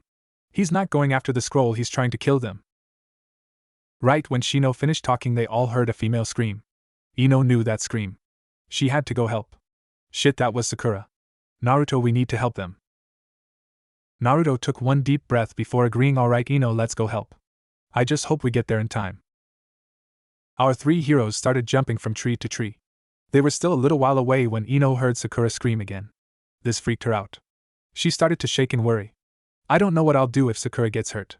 I know we fight all the time, but she's one of the few really good friends I have. Naruto reached over to Ino and tried to comfort her. It's alright, Ino. I won't let her get hurt, I promise, and you know me with my promises. I always keep them because that's my way of the ninja. He then gave the worried girl one of his real smiles. Ino just smiled. Thanks, Naruto. Our hero just smiled back. No problem. Naruto started to pick up speed. They were really close to where Sakura's scream came from. Right before they got there, Ino just stared at her blonde-haired, blue-eyes teammate. I don't know what it is, but whenever Naruto smiles like that, it seems to calm me. Ino wasn't calm for much longer. Team 10 arrived on the scene right when the grass Nin bit Sasuke on the neck and gave him something called the Cursed Seal. Before jumping down to help, Naruto quickly looked around to see if he could find Sakura and Kiba.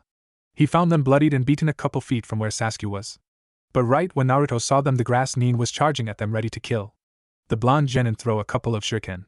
The shuriken flew right in front of the grass Nin, stopping him in his tracks. The grass Nin looked up at Team 10 and licked his lips. I see some fresh meat wants to join the party. Team 10 quickly jumped down in front of Sakura and Kiba. Ino then went over to check on Team 7 while Naruto and Shino made sure the grass Nin didn't attack. Ino took out a first aid kit and started treating Sakura's wound.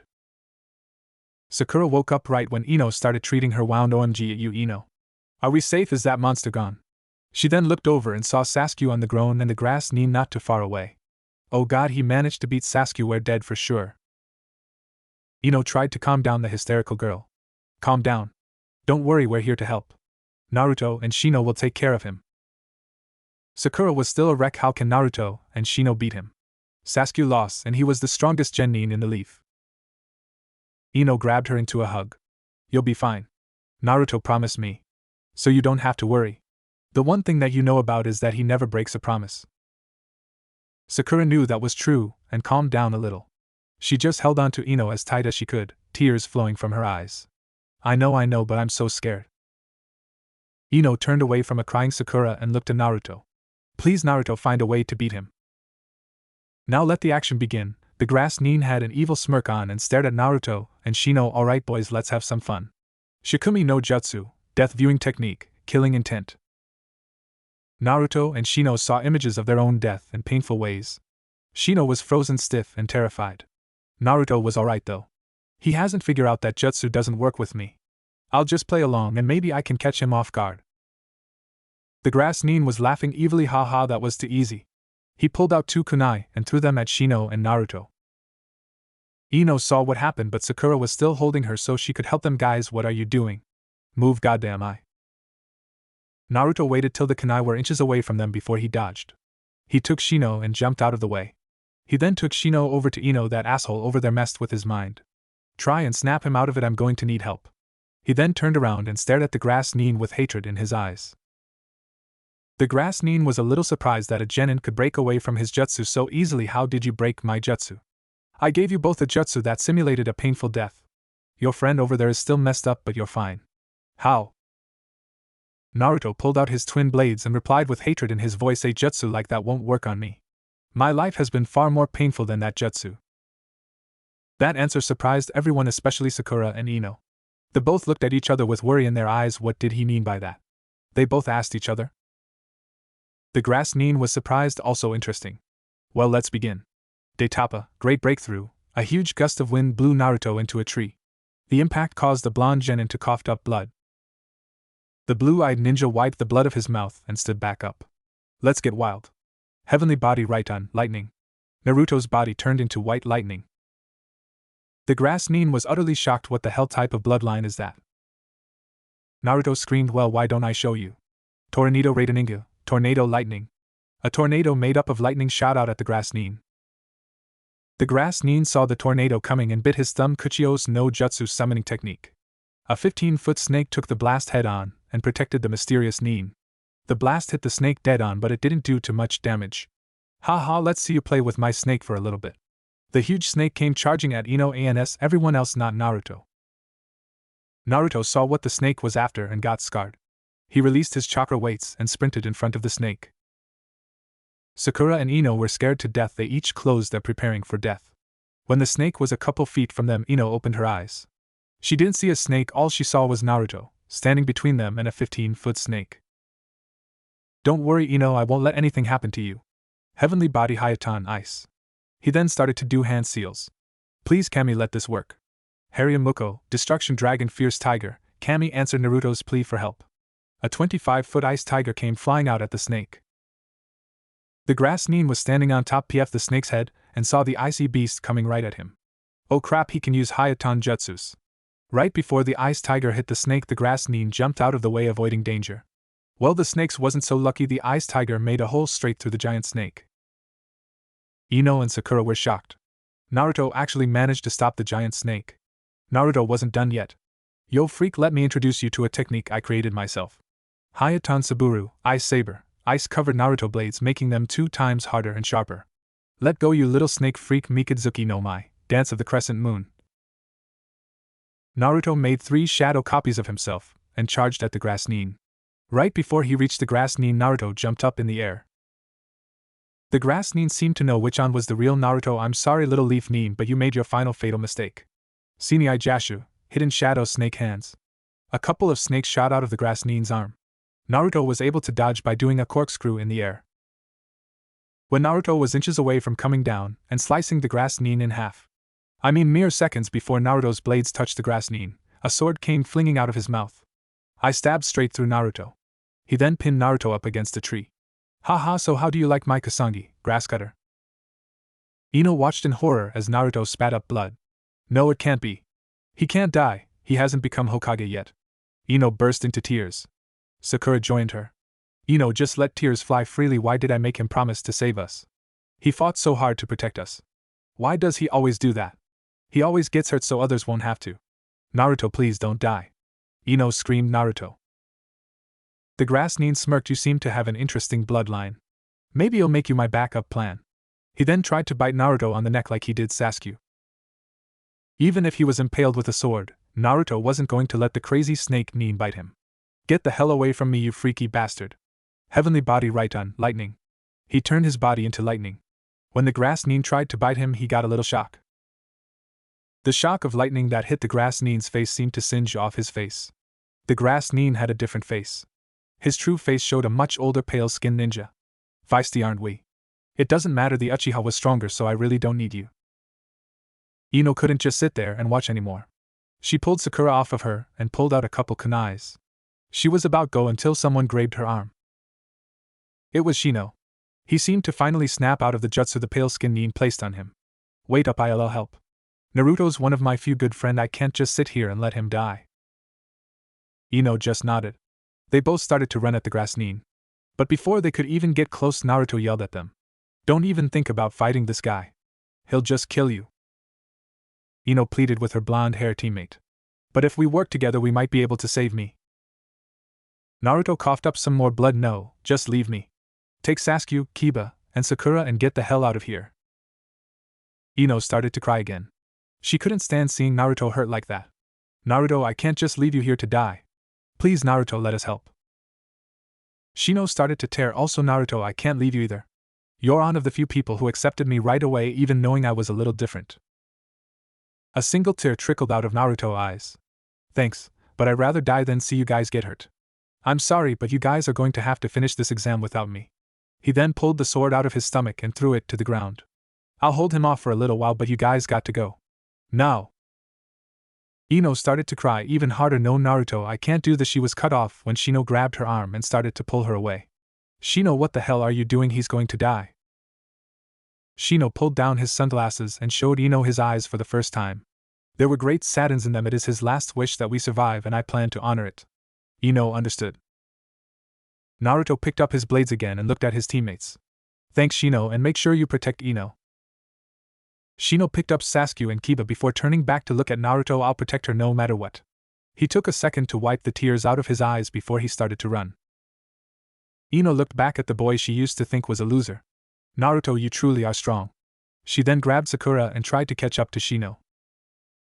Oh, how touching, but I think it's time you died. The pale-skinned ninja threatened. Naruto just glared at the older nin. I don't think so. Naruto tightened his grip on his swords and with his last bit of strength charged at the grass nin.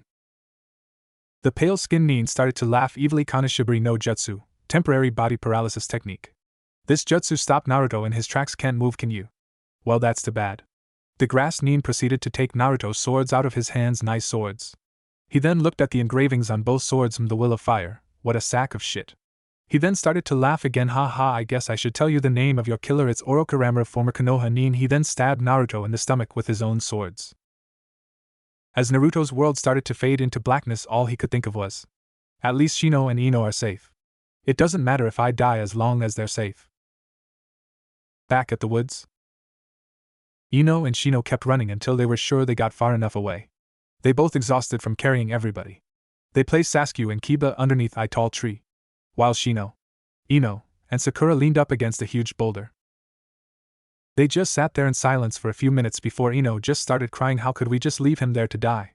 Why does he always put himself in so much danger just to save me? Someone who used to make fun of him. This time Sakura was the one comforting Ino. Shino let a single tear drop from his eye. Because you are precious to him. He would put his life on the line to help anyone.